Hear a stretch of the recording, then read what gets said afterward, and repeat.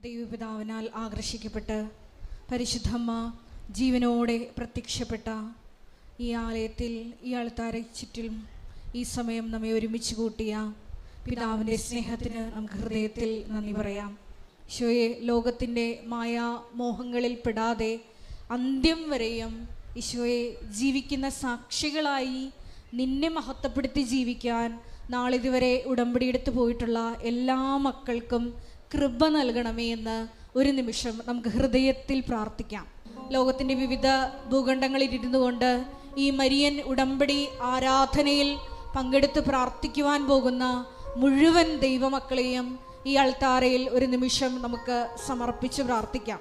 ഈശോയെ, അവരുടെ വിവിധങ്ങളായ ജീവിത ദുരിതങ്ങളെ, നിയോഗങ്ങളെ നീ ഏറ്റെടുക്കണമേ എന്ന് നമുക്ക് സഹോദര ബുദ്ധിയ ഓരോരുത്തർക്കും വേണ്ടി പ്രാർത്ഥിക്കാം. ഒപ്പം തന്നെ കൃപാസനത്തിൻ്റെ സ്ഥാപക ഡയറക്ടറായ ഈ ധ്യാനം നയിക്കുവാൻ പോകുന്ന ബഹുമാനപ്പെട്ട VP ജോസഫ് അച്ഛനെ ദൈവപിതാവിൻ്റെ കരങ്ങളിൽ സമർപ്പിച്ച് ഒരു നിമിഷം പ്രാർത്ഥിക്കാം. ഈശോയെ, അച്ഛൻ്റെ അധരങ്ങളിലൂടെ വചനങ്ങൾ പ്രദാനം ചെയ്യപ്പെടുമ്പോൾ അത് സ്വീകരിക്കുന്ന ഞങ്ങളുടെ ആന്തരിക ഹൃദയങ്ങളെ ചലിപ്പിക്കുവാനും പുത്തൻ സാക്ഷികളാക്കി പുതിയ സൃഷ്ടികളാക്കി മാറ്റുവാനുമുള്ള കൃപയ്ക്ക് വേണ്ടി നമുക്ക് പ്രാർത്ഥിക്കാം. ഈശോയെ, പരിശുദ്ധ അമ്മയെ പോലെ വചനം കേൾക്കുന്ന മാത്രയിൽ തന്നെ ഇതാ കർത്താവിൻ്റെ ദാസി, നിന്റെ വാക്ക് എന്നിൽ നിറവേറട്ടെ എന്ന് ദൈവവചനത്തിന് ആമേൻ പറയുവാനുള്ള, ദൈവഹിതത്തിന് ഞങ്ങളെ തന്നെ പൂർണ്ണമായി സമർപ്പിക്കുവാനുള്ള വലിയ കൃപയ്ക്ക് വേണ്ടി നമുക്ക് ഒരു നിമിഷം മൗനമായിട്ട് പ്രാർത്ഥിക്കാം. ഒപ്പം തന്നെ ഈ ധ്യാനത്തിൻ്റെ എല്ലാ ഭൗതിക സാഹചര്യങ്ങളെയും അൾത്താരയിൽ സമർപ്പിച്ച് നമുക്ക് പ്രാർത്ഥിക്കാം. യേശുവേ, ഈ ആലയത്തിൽ നിന്റെ ശക്തി ഈ സമയം പ്രകടമാക്കണമേ എന്ന് പ്രാർത്ഥിക്കുന്നു. സെഹിയോൻ മാളികയിൽ പരിശുദ്ധ അമ്മയോടൊപ്പം പ്രാർത്ഥിച്ച അപ്പോസ്തല സമൂഹത്തിലേക്ക് ആത്മാവിനെ അയച്ചതുപോലെ ഈശോയെ, ആത്മാവിന്റെ വലിയ കൃപകളും ദാനങ്ങളും ഫലങ്ങളും കൊണ്ട് ഞങ്ങളുടെ ഈ സമൂഹത്തെ ധന്യമാക്കണമേ എന്ന് പ്രാർത്ഥിക്കുന്നു. ലോകത്തിന്റെ അതിർത്തികൾ വരെ സുവിശേഷം എത്തിക്കുവാൻ ഞങ്ങളെ തിരഞ്ഞെടുത്ത് അഭിഷേകം ചെയ്യണമേ എന്ന് പ്രാർത്ഥിക്കുന്നു. ഹല്ലേലൂയ, ഹല്ലേലൂയ, മഹത്വം, മഹത്വം, ആരാധന, ആരാധന, ഹല്ലേലൂയ, ഹല്ലേലൂയ. യേശുവേ നന്ദി, യേശുവേ ആരാധന, ഹല്ലേലൂയ, ഹല്ലേലൂയ, മഹത്വം, മഹത്വം, ആരാധന, ആരാധന, ഹല്ലേലൂയ.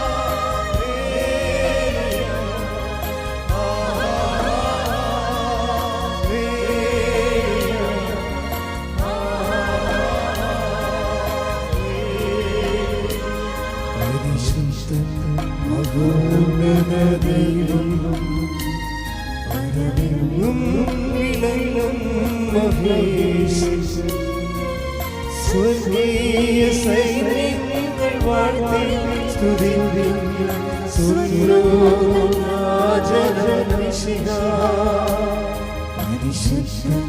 മഹോന്നത ദൈവം പരമെന്നും വിളങ്ങും മഹേശ്വരൻ.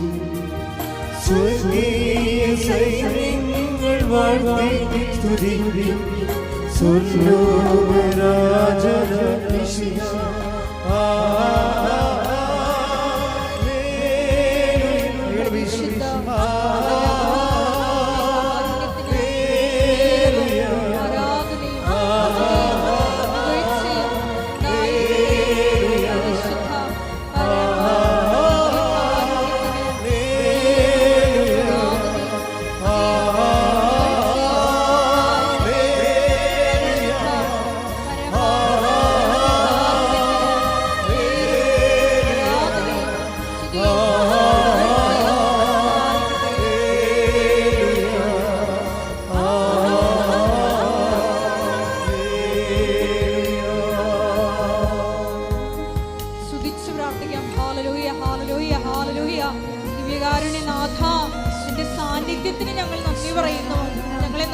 ഇതുവരെ സന്ധിച്ച അവിടുത്തെ സ്നേഹത്തിന് നന്ദി പറയുന്നു.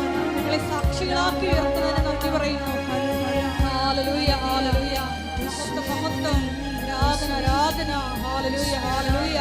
യേശുവേ നന്ദി, യേശുവേ ആരാധന. ഹല്ലേലൂയ.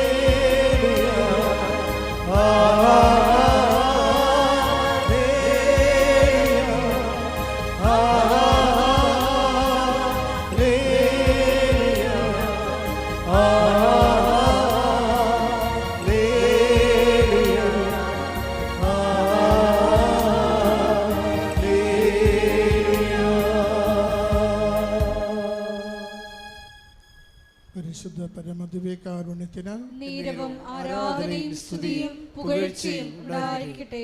പരിശുദ്ധ പരമദിവ്യകാരുണ്യത്തിന് നീരവും ആരാധനയും സ്തുതിയും പുകഴ്ചയും ഉണ്ടായിരിക്കട്ടെ. പരിശുദ്ധ പരമദിവ്യകാരുണ്യത്തിന് നീരവും ആരാധനയും സ്തുതിയും പുകഴ്ചയും ഉണ്ടായിരിക്കട്ടെ.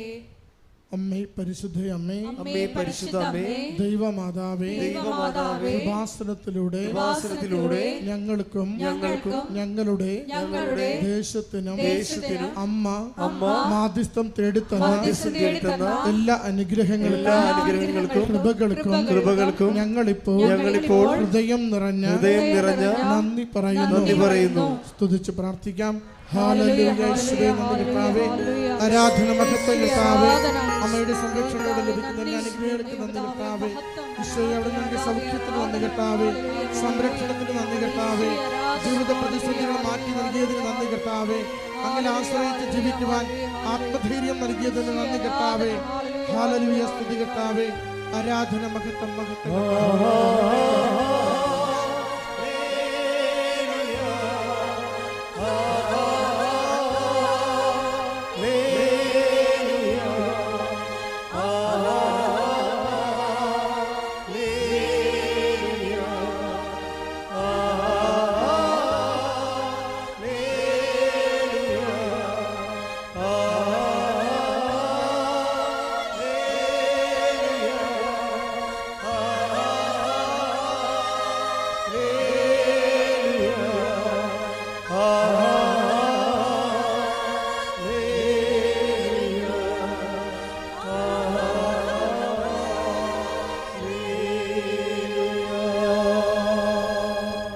പരിശുദ്ധ പരമദിവ്യകാരുണ്യത്തിന് ആരാധനയും സ്തുതിയും പുകഴ്ചയും ഉണ്ടായിരിക്കട്ടെ.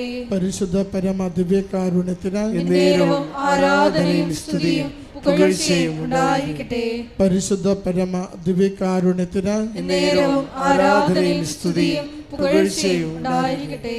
അമ്മേ പരിശുദ്ധ അമ്മേ, ദൈവമാതാവേ, 2004 ഡിസംബർ 7-ാം തീയതി ഉച്ച കഴിഞ്ഞ് 2:30 കൃപാസനത്തിൽ സംഭവിച്ച അമ്മയുടെ പ്രത്യക്ഷപ്പെടലിനെ കുറിച്ച് തിരുസഭയ്ക്ക് സമർപ്പിച്ചിരിക്കുന്ന പഠനരേഖകളുടെ വസ്തുനിഷ്ഠവും ദൈവശാസ്ത്ര വിധിപ്രകാരമുള്ളതുമായ അന്വേഷണ പഠനങ്ങൾ നടത്തി ആ പ്രത്യക്ഷപ്പെടലിലൂടെ പ്രകടമായ ദൈവമാതാവിന്റെ പ്രത്യേക കരുതലും സംരക്ഷണവും വെളിപ്പെടുത്തുന്ന പീഡിതരുടെ ആശ്വാസവും പ്രവാചകന്മാരുടെ രാജ്ഞിയും വാഗ്ദാനത്തിന്റെ പേടകവും പ്രപഞ്ച പ്രകൃതിയുടെ മാതാവുമായ പരിശുദ്ധമ്മയുടെ ഭക്തി തിരുസഭയിൽ കൂടുതൽ പ്രചരിച്ച് ജീവിതത്തിന്റെ ദുരിത അവസ്ഥകളിൽ അകപ്പെട്ട് കഴിയുന്ന അനേകായിരം മക്കൾക്ക് ദൈവത്തിന്റെ സാന്നിധ്യവും സന്ധിപ്പും കൂടുതൽ അനുഭവിക്കുക വഴി ആത്മീയ വിശുദ്ധിയും ദൈവശക്തിയും കൈവരിക്കുവാൻ ഞങ്ങളുടെ കുടുംബങ്ങളെ ഇടയാക്കണമേ. സ്തുതിച്ച് പ്രാർത്ഥിക്കാം. ഹല്ലേലൂയ. കർത്താവേ, ആരാധന മഹത്വം കർത്താവേ, സ്തുതി കർത്താവേ. ഞങ്ങളുടെ ജീവിതങ്ങളെ ഇവിടുന്ന് ഏറ്റെടുക്കണമേ കർത്താവേ. പ്രശ്നങ്ങളെ പരിഹരിച്ചു തരണമേ കർത്താവേ. രോഗങ്ങളെ സൗഖ്യപ്പെടുത്തണമേ കർത്താവേ. ജീവിത പ്രതിസന്ധികളെ മാറ്റിത്തരണമേ കർത്താവേ. ജോലിക്കുള്ള പരിശ്രമങ്ങളെ അനുഗ്രഹിക്കണമേ കർത്താവേ. പരീക്ഷകൾക്ക് വിജയം നൽകണമേ കർത്താവേ. കുടുംബ ജീവിതത്തിന് സമാധാനം നൽകണമേ കർത്താവേ. ഹല്ലേലൂയ. സ്തുതി കർത്താവേ. ആരാധന മഹത്വം കർത്താവേ. സ്തുതി കർത്താവേ. ആരാധന മഹത്വം കർത്താവേ. സ്തുതി കർത്താവേ.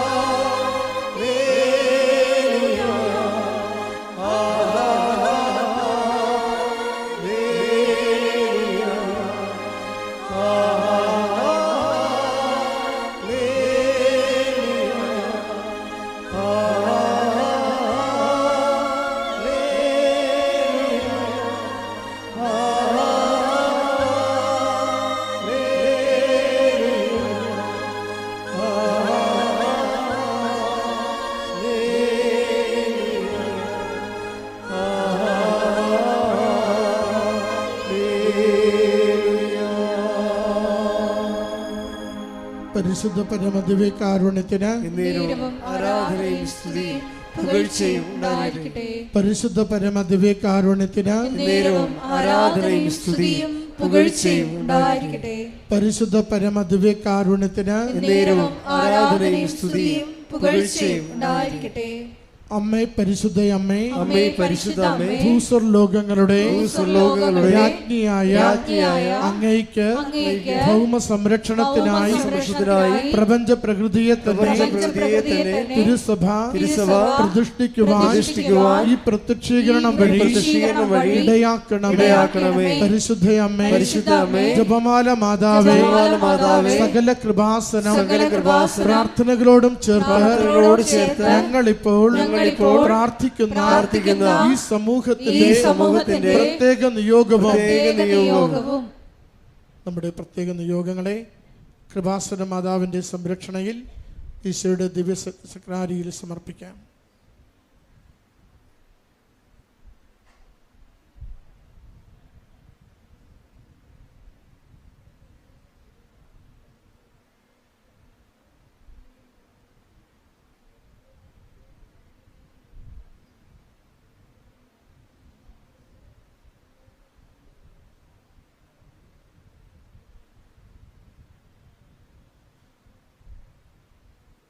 അമ്മയുടെ പ്രത്യക്ഷീകരണത്തിന്റെ ഈ അനുഗ്രഹവേളയിൽ ഞങ്ങൾക്ക് സാധിച്ചു തരുവാൻ കനിയണമേ. ആമേൻ. ഒരുമിച്ച് സ്തുതിച്ച് പ്രാർത്ഥിക്കാം. ഹല്ലേലൂയ. കർത്താവേ, ആരാധന കർത്താവേ, മഹത്വം സ്തുതി കർത്താവേ, ആരാധന കർത്താവേ. ജ്ഞാനത്തെ എവിടെ അനുഗ്രഹിച്ച് പരിപാലിക്കണമേ.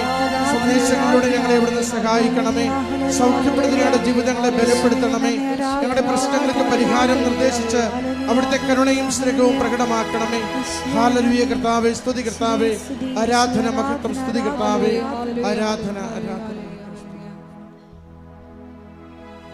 നമുക്കെല്ലാവർക്കും എഴുന്നേറ്റ് നിൽക്കാം. ഒരു നിമിഷം ദിവ്യകാരുണ്യനാഥന് മുമ്പിൽ നമ്മളെ തന്നെ പൂർണ്ണമായി സമർപ്പിച്ചുകൊണ്ട് അവിടുത്തെ കൃപയ്ക്കും കരുണയ്ക്കും വേണ്ടി നമുക്ക് നോക്കി പാർക്കാം. നമുക്ക് ഗായക സംഘത്തോട് ചേർന്ന് ദൈവത്തെ മഹത്വപ്പെടുത്തി പാടി പ്രാർത്ഥിക്കാം.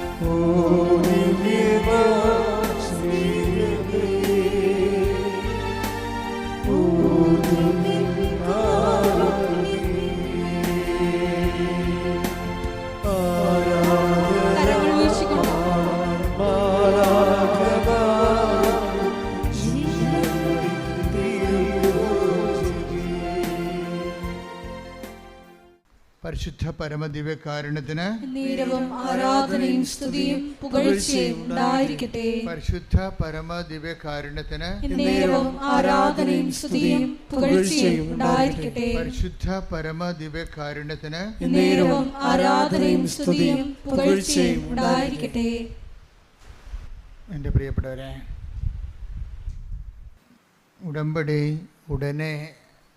ഉടമ്പടിയുടെ വിഷയത്തിൻ്റെ മേൽ ദൈവീകമായ ഇടപെടലുണ്ടാകാൻ പണ്ട് ഞാൻ നിങ്ങൾക്ക് ഒരു ഷോർട്ട് കട്ട് പറഞ്ഞു തന്നിട്ടുണ്ട്, ഒരു കുറുക്ക് വഴി. എന്താണ്? അമ്മയെ എന്നെ അമ്മയുടെ പ്രത്യക്ഷീകരണത്തിൻ്റെ എല്ലാവരും കാണാൻ പഠിച്ചിരിക്കും അല്ലേ? Thank you. ഇതുപോലെ ഈ ദിവസങ്ങളിൽ ധ്യാനത്തിൽ എൻ്റെ മനസ്സിൽ വന്നൊരു സംഭവമാണ്. അമ്മ എന്നെ സുവിശേഷത്തിൻ്റെ സാക്ഷിയാക്കണമേ. സിമ്പിളാണ്, ഇത്രയേ ഉള്ളൂ കാര്യമാണ്. നിങ്ങളെ ഓരോ വിഷയവും ഇങ്ങനെ നിങ്ങളെ എടുത്ത് പറയുന്നതിനേക്കാൾ ഇപ്പം നിങ്ങളുടെ ജോലി, വീട്, വിവാഹം, വഴികൾ, കുടുംബ പ്രശ്നങ്ങൾ ഇങ്ങനെ എടുത്ത് പറയുന്നതിനേക്കാൾ നല്ലത് അമ്മ എന്നെ സുവിശേഷത്തിൻ്റെ സാക്ഷിയാക്കണമേ. പറഞ്ഞേ, അമ്മേ എന്നെ എൻ്റെ സുവിശേഷത്തിൻ്റെ സാക്ഷികളാക്കണമേ. അപ്പം നിങ്ങളവർക്കും സുവിശേഷത്തിൻ്റെ സാക്ഷി എന്ന് പറയുമ്പോൾ ഇങ്ങനെ ഇവിടെ വന്ന് സാക്ഷ്യം പറയണത് മാത്രമാണ്. അതല്ല, നമുക്ക് സുവിശേഷത്തിൻ്റെ സാക്ഷിയായിട്ട് ജീവിക്കാൻ പറ്റും. നമ്മുടെ ജീവിതത്തിൽ ദൈവ അനുഭവങ്ങൾക്ക് സാക്ഷ്യം വഹിക്കാൻ പറ്റും. ദൈവവചനത്തിന് വിധേയപ്പെട്ടുകൊണ്ട് സുവിശേഷവിഹിതമായ സമീപനത്തോടെ നമ്മൾക്ക് എല്ലാ വിഷയങ്ങൾക്കും സുവിശേഷത്തിൻ്റെ ആന്തരിക അർത്ഥം ആവഹിച്ചുകൊണ്ട് നമുക്കൊരു വിശ്വാസ സമീപനമുണ്ട്. അത് നമ്മുടെ പെരുമാറ്റത്തിലൂടെയാണ് വരുന്നത്. പെരുമാറ്റത്തിലൂടെ നമുക്ക് സുവിശേഷത്തിൻ്റെ സാക്ഷിയാകാൻ പറ്റും. പെരുമാറ്റത്തിലൂടെ ഏറ്റവും നല്ലതുകൊണ്ട് ഇപ്പം നമ്മൾ മരിയോളജി അല്ലെങ്കിൽ മാതാവിൻ്റെ മാതാവിനെക്കുറിച്ചൊക്കെ പഠിക്കുമ്പോൾ മാതാവ് പരിശുദ്ധ അമ്മ സുവിശേഷത്തിൻ്റെ പെരുമാറ്റ സാക്ഷിയാണ്. ഈ ദിവസങ്ങളിൽ എന്നെ ഞാൻ ധ്യാനിച്ചൊരു വിഷയമാണ് പെരുമാറ്റ സാക്ഷി. നമ്മൾ പെരുമാറുന്നില്ലേ, പേരിൻ്റെ പെരുമാറ്റം വെച്ചാൽ നമ്മളെ എന്താണ് സെൽഫ് എക്സ്പ്രഷൻ. നമ്മളിപ്പോൾ ജോസഫച്ചൻ്റെ പേരിൻ്റെ മാറ്റം, അത് ദേഷ്യക്കാരനാണെങ്കിൽ ദേഷ്യമാണ് ആ മാറണത് ശരിക്കും ഇല്ലേ? അപ്പം ഞാൻ ഇനി ദേഷ്യമായിട്ട് ഫൈറ്റ് ചെയ്യേണ്ടി വരും സുവിശേഷവിഹിതമായിട്ട്. വല്ല അസൂയ, പരദൂഷണമോ, പകയോ, ചതിയോ, മോഹൻകോപമോ, കലക്കമോ, ഭിന്നതയോ ആണ് എൻ്റെ പെരുമാറ്റത്തിലുണ്ടെങ്കിൽ അതും പെരുമാറുമ്പോൾ ആ പേരിൻ്റെ കൂടെയുള്ള മാറ്റത്തിൽ അതാണ് വരേണ്ടത്, പ്രതിഫലിക്കുന്നത്. സെൽഫ് എക്സ്പ്രഷൻസ് എന്ന് വരും. പെരുമാറ്റം എന്ന് പറഞ്ഞാൽ അതിനെ വിശ്വാസബന്ധിയായിട്ട് നമ്മളതിനെ തർജ്ജമ ചെയ്താൽ പെരുമാറ്റം ബിഹേവിയറിനേക്കാൾ ഉപരി സെൽഫ് എക്സ്പ്രഷനാണ്. സുവിശേഷം ഒരു സെൽഫ് എക്സ്പ്രഷൻ നമുക്ക് വിഭാവന ചെയ്യുന്നുണ്ട്. സുവിശേഷം സ്വീകരിച്ച ആൾ, സുവിശേഷത്തിൻ്റെ സാക്ഷി, അവരുടെ ഒരു തനത് സെൽഫ് എക്സ്പ്രഷൻസ് ഉണ്ട്. മാതാവിൻ്റെ പരിശുദ്ധ അമ്മയുടെ സെൽഫ് എക്സ്പ്രഷൻ എന്താണ്? മറിയത്തിൻ്റെ മൗനമാണ് അല്ലേ? മറിയം എല്ലാം ഹൃദയത്തിൽ കടുത്ത സംഘർഷാവസ്ഥയിൽ പൊട്ടിത്തെറിക്കാതെ അത് ഹൃദയത്തിൽ take the word of God. അതായത് ലൂക്ക 2:19 2:51 ഈ വചനമുള്ളത്. 2 പ്രാവശ്യമുണ്ട്. ലൂക്ക 2:19 മറിയമാകട്ടെ ഇവയെല്ലാം ഹൃദയത്തിൽ സംഗ്രഹിച്ച് ഗാഢമായി ചിന്തിച്ചുകൊണ്ടിരുന്നു. നമ്മൾ പ്രതീക്ഷിക്കുന്നതും നമ്മൾ എക്സ്പെക്റ്റ് ചെയ്യണതും നമ്മൾ എക്സ്പെക്റ്റ് ചെയ്യുന്നതിന് ഘടകവിരുദ്ധമായി സംഭവിക്കുക. നമ്മൾ പ്രതീക്ഷിക്കുന്നതിന് ഘടകവിരുദ്ധമായൊരു സംഭവം നടക്കുക. ഇപ്പോൾ 26-ാം തീയതി 2 ലക്ഷം രൂപ തരാമെന്ന് പറഞ്ഞു. അപ്പം നമ്മൾ 27-ാം തീയതി നിങ്ങളുടെ കടക്കാർക്ക് ഡേറ്റ് പറഞ്ഞിരിക്കുകയാണ്. ഇയാൾ പറഞ്ഞതനുസരിച്ചാണ് നമ്മൾ ഡേറ്റ് കൊടുത്തിരിക്കുന്നത് അല്ലേ? 26-ാം തീയതി നമുക്ക് പൈസ കിട്ടണം. നമ്മൾ 27-ാം തീയതി നമ്മുടെ കടക്കാർക്ക് കൊടുക്കും. അപ്പോൾ 26-ാം തീയതി പൈസ തരാനുള്ള ആൾ, അപ്പോൾ നമ്മൾ വളരെ ക്ലിയറാണ്, സന്തോഷമായിട്ടൊക്കെ ഇരിക്കുകയാണ്. അപ്പോൾ 26-ാം തീയതി ഇയാൾ നമ്മളെ വിളിച്ചിട്ട് പറയാണ്, ഡേറ്റ് നിങ്ങൾക്ക് പറഞ്ഞ ആളിനോട് ഡേറ്റ് നീട്ടിത്തരുമോ എന്ന് ചോദിക്കുക. ഇവിടെ എനിക്ക് പൈസ കിട്ടിയിട്ടില്ല. ഇച്ചോ, ഇനി ഞാൻ നാട്ടിൽ നിൽക്കാൻ പറ്റത്തില്ല, ആൾക്കാരെന്നെ തല്ലിക്കൊല്ലുമെന്നാണ് നമ്മളെ പൊട്ടിത്തെറിക്കും. അപ്പോൾ നമ്മുടെ ഉടമ്പടിയെല്ലാം പോയി. ഉണ്ടാ, ഒറ്റ സംഭവത്തിൽ ഉടമ്പടിയെല്ലാം ഉടഞ്ഞു പോകും. പല ആൾക്കാരെ ഉടമ്പടി ഉടഞ്ഞു പോയിട്ടുണ്ട്. പിന്നെ നിങ്ങൾ കഷ്ണം ഈ കുപ്പിയൊക്കെ പൊട്ടിച്ച് കഴിഞ്ഞാൽ പിന്നെ കഷ്ണം കൊണ്ട് നടക്കത്തില്ലേ? ഉടമ്പടിയുടെ ഉടഞ്ഞ കഷ്ണം കൊണ്ടാണ് ചില ആൾക്കാർ നടക്കുന്നത്. ഉടമ്പടി ഉടഞ്ഞു പോയി നേരത്തെ, അതിൻ്റെ കഷ്ണം കൊണ്ടാണ് നിങ്ങൾ നടക്കുന്നത് പലരും. കാര്യം ഉടമ്പടി ഉടയണ സാഹചര്യം കാര്യം ഉടമ്പടിയിൽ ഈ ബിഹേവിയറിസം ബിഹേവിയറിസം അല്ല, ഈ സെൽഫ് എക്സ്പ്രഷൻസ്. കാര്യം നമ്മൾ ആരോടെ ഉടമ്പടി ചെയ്തിരിക്കുന്നത്? ദൈവത്തോട്. അപ്പോൾ ദൈവത്തോട് ഉടമ്പടി ചെയ്യുമ്പോൾ നമ്മളുടെ റിസ്ക് എന്താ? ദൈവത്തിൻ്റെ ഒരു സ്വഭാവത്തിലേക്ക് നമ്മൾ അങ്ങനെ വരും എന്നുള്ള രീതിയിൽ നമ്മളെ ദൈവത്തിൻ്റെ തുല്യാക്കി കണ്ടുകൊണ്ടാണ് ദൈവം നമ്മളോട് ഉടമ്പടി ചെയ്തിരിക്കുന്നത്. ദൈവത്തിൻ്റെ സ്വഭാവത്തിലേക്ക് നമ്മൾ വരും എന്ന് ദൈവം പ്രീസപ്പോസ് ചെയ്തിട്ടാണ് നമ്മളോട് ഉടമ്പടി ചെയ്തിരിക്കുന്നത്. അപ്പോൾ നമ്മളെന്ത് ചെയ്യും? വരാൻ പോകുന്ന അനുഭവങ്ങളെ എല്ലാം എടുത്തിട്ട്, അപ്പോൾ അമ്മ ഇപ്പോൾ ഒത്തിരി പെറ്റുകിടക്കണ രാത്രിയിൽ പ്രാകൃതനായ മനുഷ്യർ വന്ന് പ്രതീക്ഷിച്ചല്ല ശരിക്കും പറഞ്ഞാൽ അത്. അപ്പോൾ പൊട്ടിത്തെറിക്കേണ്ടതാണ്, അല്ലെങ്കിൽ നിരാശപ്പെടേണ്ടതാണ്. ഈ ചുമ്മാ ഈ ചവക്കുഴി വന്ന് കിടക്കേണ്ടി വന്നല്ല. ദൈവത്തിന് വേണമെങ്കിൽ എന്നെ വീട്ടിൽ നിർത്താൻ പാടില്ലായിരുന്നോ? എന്തിനാണ് ഇപ്പോൾ ഈ കന്യാഷിമാർ ഇപ്പോൾ കൊണ്ടുവന്ന് വെച്ചത്? 100,000 ചോദ്യങ്ങൾ നമുക്ക് വേണമെങ്കിൽ ദൈവത്തോട് ചോദിക്കാം. പല ആൾക്കാരും ദൈവത്തോട് ഒത്തിരി ചോദ്യങ്ങൾ ചോദിച്ചാണ് അകന്നു പോയത്. പല പല കാര്യങ്ങൾ. ഇപ്പം ഇപ്പം ഞാൻ 3 പ്രാവശ്യം പുതുക്കിയതല്ലേ? ദൈവത്തോട് ചോദിക്കാവുന്ന ചോദ്യമാണ് അല്ലേ? ഞാൻ IELTS ഇപ്പോൾ 8 പ്രാവശ്യം എഴുതിയ ഒരാൾ കണ്ട്, ഞാൻ ഇന്നലെ കണ്ട്. അപ്പോൾ CCA പരീക്ഷ 16 പ്രാവശ്യം എഴുതിയ ഒരാളെ കണ്ട്. ഇനി അയാൾക്ക് ചാൻസ് ഇല്ല, അയാൾ ഉദ്യോഗം രാജിവെക്കേണ്ടി വരും. ഞാൻ പറഞ്ഞ് രാജിവെക്കേണ്ടി വരത്തില്ല, നീ ധൈര്യമായിട്ട് പോകാൻ പറഞ്ഞു. അതെന്ത്, ഞാൻ അയാളെ കണ്ടുകൊണ്ട് പറയണതാണ്? അല്ല, അത് എൻ്റെ ഒരു ആസ്തി. ഇത്രയും നാൾ ദൈവത്തിന് വേണ്ടി ജീവിച്ചതിൻ്റെ ഒരു ആസ്തിയുണ്ട്. അതൊരു നല്ല ആസ്തിയാണ്. എനിക്ക് നല്ല ബോധം ഉണ്ടാക്കരുത്. കാര്യം എത്രയോ വർഷങ്ങളായിട്ട് കർത്താവിന് വേണ്ടി ജോലി ചെയ്യണം. അല്ലാതെ ഒരു പ്രത്യേക ഒരു ധ്യാനത്തിൻ്റെ ഒരു കാറ്റ് വന്നപ്പോൾ ഞാനും പോയി ഒരു ധ്യാനം കൂടി ഒരു ബൈബിൾ എടുത്ത് ഇറങ്ങിയ ആളല്ല. ഞാൻ എൻ്റെ കുടുംബത്തിൽ എൻ്റെ അപ്പൻ അനുഭവിച്ച ദൈവത്തിൻ്റെ അനുഭവങ്ങളുണ്ട്, അത് കണ്ട് ഞാൻ വളർന്നതാണ്.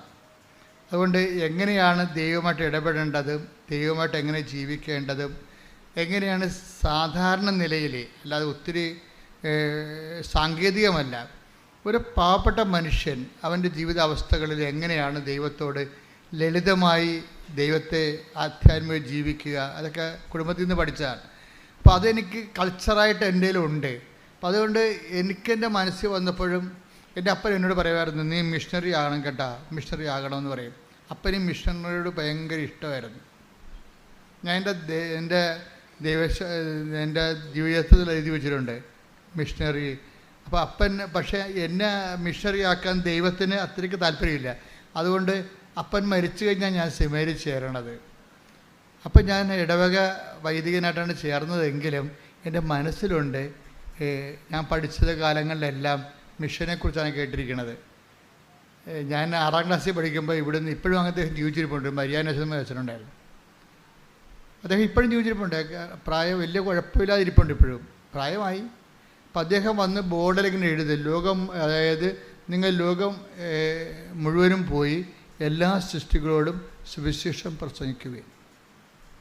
അതുതന്നെയാണ് യേശുദാസച്ചനും അങ്ങനെ ഒരു അച്ഛനും മരിച്ചുപോയി. അന്ന് എൻ്റെ 8ാം ക്ലാസ്സിൽ വന്ന് ബോർഡ് എഴുതിയിടും, ഒരു ക്ലാസ് മിഷണറീസിൻ്റെതാണ്. അപ്പോൾ അന്നേ ഞാൻ എൻ്റെ തീരുമാനിച്ച് മിഷനാണ് ഏറ്റവും വലുതെന്ന്. മിഷൻ, ഞാനിപ്പോഴും നിങ്ങളോട് മിഷനെക്കുറിച്ചല്ലേ പറയണത്. നമ്മളിവിടെ വരെ എത്തിയതും മാതാവ്, ഞാൻ ഒരു മിഷണറി അല്ലായിരുന്നെങ്കിൽ മാതാവ് പ്രത്യക്ഷപ്പെടേണ്ട ഒരു കാര്യമില്ല. ഞാൻ മിഷണറി ആയതുകൊണ്ടാണ് പ്രത്യക്ഷപ്പെട്ടത്. നിങ്ങളൊക്കെ മിഷണറി അല്ല. ഇപ്പം കൃപാസനം പത്രത്തെക്കുറിച്ചല്ലേ ഇപ്പോൾ ഏറ്റവും കൂടുതൽ സാക്ഷ്യങ്ങൾ വരണത്. പത്രം വിതരണം ചെയ്യുമ്പോഴും അത് ആൾക്കാരിപ്പോൾ വിശദീകരിച്ചല്ലേ കൊടുക്കണത്. അവരുടെ അനുഭവങ്ങൾ കൃപാസനം പത്രത്തിൽ അവർക്ക് കിട്ടിയ മറിയൻ അനുഭവങ്ങൾ പറഞ്ഞിട്ടാണ് അവർ പത്രം കൈമാറുന്നത്. നിന്ന് പറയണവരൊക്കെ ഉണ്ട്, വഴി ആളെ പിടിച്ചു നിർത്തി പറയുന്ന ആൾക്കാരൊക്കെ ഉണ്ട്. അപ്പോൾ അങ്ങനെ പറഞ്ഞ് അവർ മിഷണറിമാരായി. അവരിലൂടെ എത്ര പേരാണ് നിങ്ങളിലൂടെ കഴിഞ്ഞ ദിവസം പറഞ്ഞ് ഞാനൊരു 100 പേരെ കൊണ്ട് ഉടമ്പടി എടുപ്പിച്ചിട്ടുണ്ട്. സാക്ഷ്യം പറഞ്ഞാണ്, ഞാനൊരു 100 പേരെ കൊണ്ട് ഉടമ്പടി എടുപ്പിച്ചിട്ടുണ്ടെന്ന്. അപ്പോൾ 100 ആത്മാക്കളുമായിട്ട് അവർക്ക് ദൈവദർശന ആസ്തിയായി. നമ്മുടെ ആസ്തി എന്ന് പറയണത് എത്ര പേരെ ദൈവത്തിന് വേണ്ടി നമ്മൾ നേടി, അതാണ് നമ്മുടെ ശരിക്കും പറഞ്ഞാൽ ദൈവം അംഗീകരിക്കണ സാക്ഷ്യം. നിങ്ങൾ പറയണത് ദൈവത്തെ കൊണ്ട് എന്ത് നേടിയെന്നല്ലേ നിങ്ങൾ പല ആൾക്കാരും പറയണത്. അത് പറയേണ്ടെന്നല്ല ഞാൻ പറയണത്. പക്ഷേ ദൈവത്തിന് പ്രയോജനമുള്ളത് എത്ര പേര് ദൈവത്തിന് വേണ്ടി നമ്മൾ നേടിയെന്നാണ്. അത് ഭയങ്കരമായൊരു സംഭവമാണ്. ഇപ്പം ദൈവത്തിന് വേണ്ടി നേടി എങ്കിൽ ഇപ്പം നിങ്ങളുടെ മക്കൾ നിങ്ങൾ പറയണത് അനുസരിക്കണില്ലെന്ന് വിചാരിച്ചോ, നിങ്ങൾ സങ്കടപ്പെടരുത്. കാര്യം പലരും എന്നോട് പറഞ്ഞിട്ടുണ്ട്, എൻ്റെ അമ്മ ജീവിച്ചിരുന്ന കാലത്ത് അമ്മയുമായിട്ട് ഗുസ്തിയായിരുന്നു, പക്ഷേ അമ്മ ചെയ്യണതെല്ലാം ശരിയാണെന്ന് എനിക്കറിയാമായിരുന്നെന്ന്. അതവർ കണ്ണ് നിറഞ്ഞുകൊണ്ടാണ്. അപ്പോൾ നിങ്ങൾ മരിച്ച് 10-12 കൊല്ലം കഴിഞ്ഞിട്ടായിരിക്കും എന്നെപ്പോലുള്ള ആൾക്കാരെ കാണുമ്പോൾ അവർ പറയണത്, അമ്മ ചെയ്യണതെല്ലാം ശരിയാണെന്ന് എനിക്കറിയാമായിരുന്നു, അമ്മ അത്രയ്ക്ക് തങ്കപ്പെട്ട സ്ത്രീയായിരുന്നു. പക്ഷേ നിങ്ങൾ ജീവിച്ചിരിക്കുന്ന കാലത്ത് ഒരിക്കലും നിങ്ങളോട് അവരത് പറയത്തില്ല. നിങ്ങൾ ജീവിക്കുന്ന കാലത്ത് അവർക്ക് താല്പര്യങ്ങൾ വേറെ ആരും നിങ്ങളോട് ഗുസ്തി വെക്കുകയുള്ളൂ. അപ്പോൾ ഗുസ്തി വെക്കുമ്പോഴും എൻ്റെ മകൻ വഴി പിഴച്ച് പോയില്ല എന്ന് നിങ്ങൾ ചിന്തിക്കരുത്. അവൻ്റെ മനസ്സ് നിങ്ങളുണ്ട്. നന്മകൾ ഒരിക്കലും താനെ കെട്ടുപോകത്തില്ല. അതായത് അവരുടെ മനസ്സ് നിങ്ങളെ തോറ്റു, എൻ്റെ മകളെ വിശുദ്ധിയിലേക്ക് നയിക്കാൻ ഞാൻ തോറ്റുപോയി എന്ന് നിങ്ങൾ പറയരുത്. കാരണം അവളുടെ പ്രായത്തിൻ്റെത് കൊണ്ടും പിന്നെ കൂട്ടുകാരുടെ സമ്മർദ്ദം കൊണ്ടും പെട്ടെന്ന് ഇങ്ങനെ ഒരു തീരുമാനമൊക്കെ ഉണ്ടായതാൽ നിങ്ങളെ നിഷേധിച്ചല്ലത്, നിങ്ങളുടെ ആ മനസ്സിൽ. അപ്പോൾ നിങ്ങൾ നിങ്ങളെ ചാടിത്തുള്ളി അവിടെ കടുത്തേക്ക് കയറാൻ ഒന്നും പോയിട്ട് കാര്യമില്ല. ശാന്തമായി സൗമ്യമായി പ്രാർത്ഥിക്കുക. ഈ സൗമ്യത എന്ന് പറയുന്നത് ഒരു സാക്ഷ്യമാണ്. എനിക്ക് ഭയങ്കര പാടാണ് സൗമ്യത. ഞാൻ പിന്നെ കുറേ പാടവും. കാര്യം ഞാൻ ബേസിക്കായിട്ട് അതിന് ആദ്യം പോലും പെട്ടെന്ന് ചൂടാകുന്ന ആളായ കാരണം അതെനിക്കറിയാം. അതുകൊണ്ട് എന്താ സംഭവിക്കണമെന്ന് വെച്ച് കഴിഞ്ഞാൽ എൻ്റെ ചൂട് 2 മിനിറ്റേ നിൽക്കത്തുള്ളൂ. നിങ്ങളത് ഞാൻ ചൂടാകണ പാർട്ടിയാണ്, പക്ഷേ എൻ്റെ ചൂട് 2 മിനിറ്റ് അല്ല 3 മിനിറ്റ്. ഇപ്പോൾ ഇവിടെ എൻ്റെ സ്റ്റാഫ് കണ്ടല്ല 30 കൊല്ലം 20 കൊല്ലം ഒക്കെ ഉള്ള ആൾക്കാരുടെ കൂടെ നിൽക്കണില്ലേ. ഞാൻ മോശക്കാരനാണെങ്കിൽ അവർ നിൽക്കത്തില്ല. അപ്പം അവർക്ക് എൻ്റെ സ്വഭാവം പിടികിട്ടി. ചുമ്മാ 5 മിനിറ്റ് അഭ്യാസമേ ഉള്ളൂ. അത് കഴിയുമ്പോൾ അച്ഛൻ ഓക്കെ ആവുമെന്ന്, അച്ഛൻ പിന്നെ ചേർത്ത് പിടിക്കുമെന്ന് അവർക്കറിയാം. അതെന്നെ വീട്ടിലും അങ്ങനെയല്ല നമ്മൾ ചെയ്യണത്. മക്കളോട് ചൂടാവും, പക്ഷേ എന്നാലും കുറച്ച് കഴിയുമ്പോൾ നമ്മൾ തന്നെ ചേർത്ത് പിടിക്കും. ഇപ്പം എന്താ വെച്ചാൽ സൗമ്യത ഒരു ഭയങ്കരമായ സുവിശേഷ സാക്ഷ്യമാണ്. ഇപ്പം നിങ്ങളീ പറയണ സാക്ഷ്യത്തിൻ്റെ കൂടെ തന്നെ ഇപ്പോൾ മോസസിനെ എന്തുകൊണ്ടാണ് ലീഡറാക്കിയത്? ഒരു പ്രേക്ഷിതനാണ്. മോസസ് ഒരു ശക്തനായ പ്രേക്ഷിതനല്ലേ? എന്തുകൊണ്ടാണ്? ഈ സൗമ്യത കൊണ്ടാണ്. സൗമ്യത എന്ന് വെച്ചാൽ ഭയങ്കരമായ ഇപ്പം എന്താണ് സൗമ്യത എന്ന് പറയണത്? ഇപ്പം 12 എടുത്ത മോളെ സംഖ്യ 12:3. മോശ സംഖ്യ 12:3 പറഞ്ഞ മക്കളെ. മോശ ഭൂമുഖത്തുള്ള എല്ലാ മനുഷ്യരിലും വെച്ച് സൗമ്യനായിരുന്നു. ഞാൻ എപ്പോഴും എൻ്റെ മനസ്സിന് ആകർഷിച്ചുള്ള വചനമാണിത്. മോശ ഭൂമുഖത്തുള്ള എല്ലാ മനുഷ്യരിലും വെച്ച് സൗമ്യനായിരുന്നു. സൗമ്യത എന്ന് പറഞ്ഞാൽ എന്താണ്? അതിന് കുറേ കണ്ടൻ്റ് ഉണ്ട്. ഞാൻ നിങ്ങളോട് നേരത്തെ പറഞ്ഞിട്ടുണ്ട്. അതിൻ്റെ ബേസിക് കണ്ടൻറ്റ്, ഇപ്പോൾ കേക്കിൻ്റെ ബേസിക് കണ്ടൻറ്റ് എന്താണ്? കേക്ക്, ഹൽവ, ബേസിക് കണ്ടൻറ്റ് മൈദ എന്തോ ആണല്ലേ? അതാണ് ബേസിക് കണ്ടൻറ്റ്. പിന്നെ നിങ്ങൾ അതിൻ്റെ അകത്ത് പല കാര്യങ്ങളൊക്കെ ചേർക്കും, ഇൻഗ്രീഡിയൻസ് ഒക്കെ ചേർക്കും. പാല് ചേർക്കും ചിലർ ഹൽവയിൽ, ചിലർ ഇതുപോലെയുള്ള സ്ട്രോബെറി പോലെയുള്ള ഫ്ലേവർ ചേർക്കും. അങ്ങനെ പല പല സംഭവങ്ങൾ ചേർക്കുമെങ്കിലും ബേസിക്കായിട്ട് ഈ സംഭവം മൈദ. അത് എന്ന് പറഞ്ഞ പോലെ ഈ സൗമ്യതയുടെ ബേസിക് കണ്ടൻറ്റ് സ്നേഹമാണ്. ഉടമ്പടിക്കാലം ഉടമ്പടി തന്നെ നിലനിൽക്കുന്നത് അടിസ്ഥാനപ്പെടുത്തിയിരിക്കുന്നത് ദൈവത്തിൻ്റെ സ്നേഹത്തിലാണ്. അപ്പം തന്നെ ഉടമ്പടി എടുക്കുന്നവർ അന്ന് മുതൽ ദൈവത്തിൻ്റെ സ്നേഹത്തിൻ്റെ സാക്ഷികളാണ്. ഉറപ്പല്ലേ?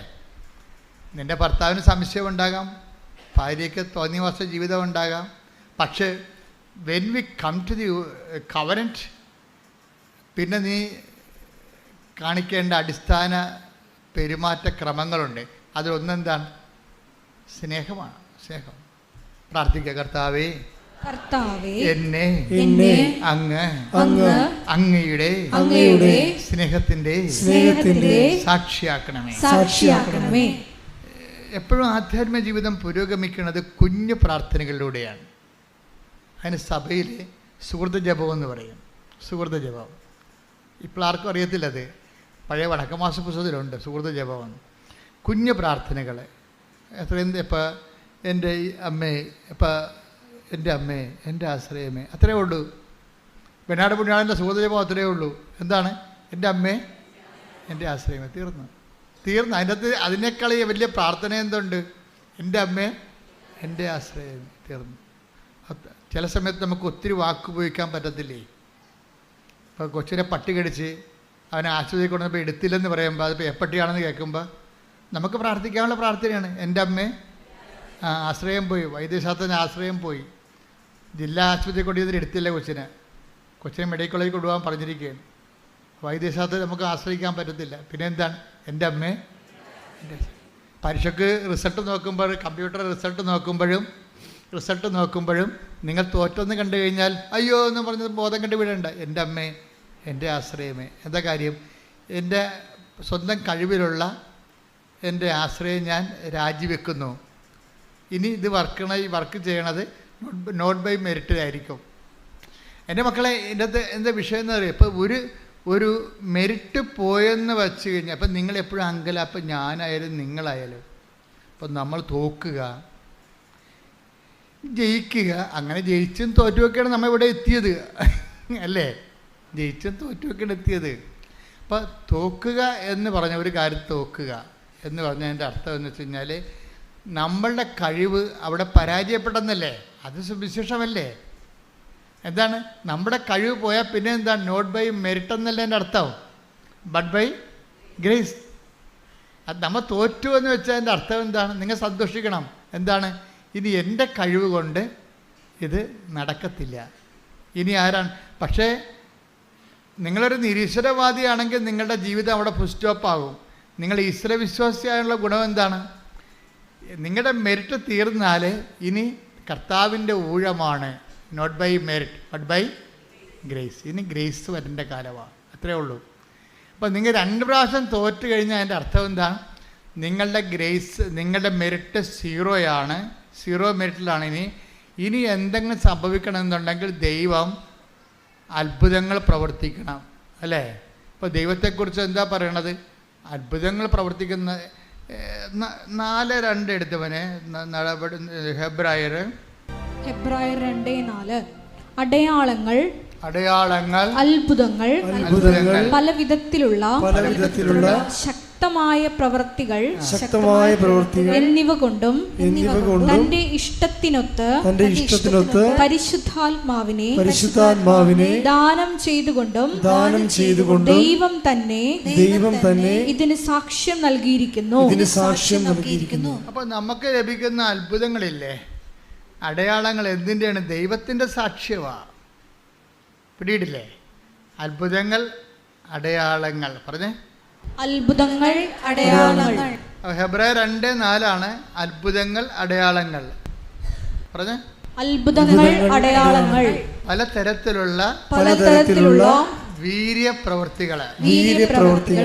അതുകൊണ്ട് ദൈവം തന്നെ സാക്ഷ്യം നൽകിയിരിക്കുന്നു. അപ്പോൾ നമ്മുടെ വിശ്വാസത്തിന് ദൈവം നൽകുന്ന സാക്ഷ്യങ്ങളാണ് അത്ഭുതങ്ങൾ. കൃപാസന പത്രത്തിൻ്റെ മുകളിൽ 8 നടുക്കുള്ള പേജ് കണ്ടിട്ടില്ല? അത്ഭുതങ്ങൾ, അടയാളങ്ങൾ, പലതരത്തിലുള്ള വീര്യപ്രവൃത്തികളെന്ന്. പലതരത്തിലുള്ള വീര്യപ്രവൃത്തി, അത്ഭുതങ്ങളും അടയാളങ്ങളും പലതരത്തിലുള്ള വീര്യപ്രവൃത്തികളെന്ന് പറയുമ്പോഴേ നമ്മുടെ ജീവിതത്തിൻ്റെ എല്ലാ മേഖലകളെയുമാണ്. പലതരത്തിലുള്ള വീര്യപ്രവൃത്തികളാണ്. അത് രോഗം മാത്രമല്ല, നമ്മുടെ വിദ്യാഭ്യാസ മേഖല, ജോലി മേഖല, ജീവിത മേഖല എല്ലാം പലതരത്തിലുള്ള വീര്യപ്രവൃത്തി.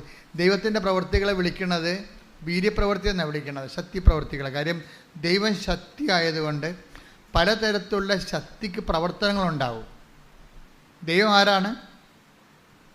ശക്തിയാണ്. ഒരു വ്യക്തി എന്നതുപോലെ തന്നെ ദൈവം ശക്തിയാണ്. അത് 1 കൊരിന്ത്യൻസിലെ 1:24 വായിച്ച് ശ്രുതികട ഹല്ലേലൂയ.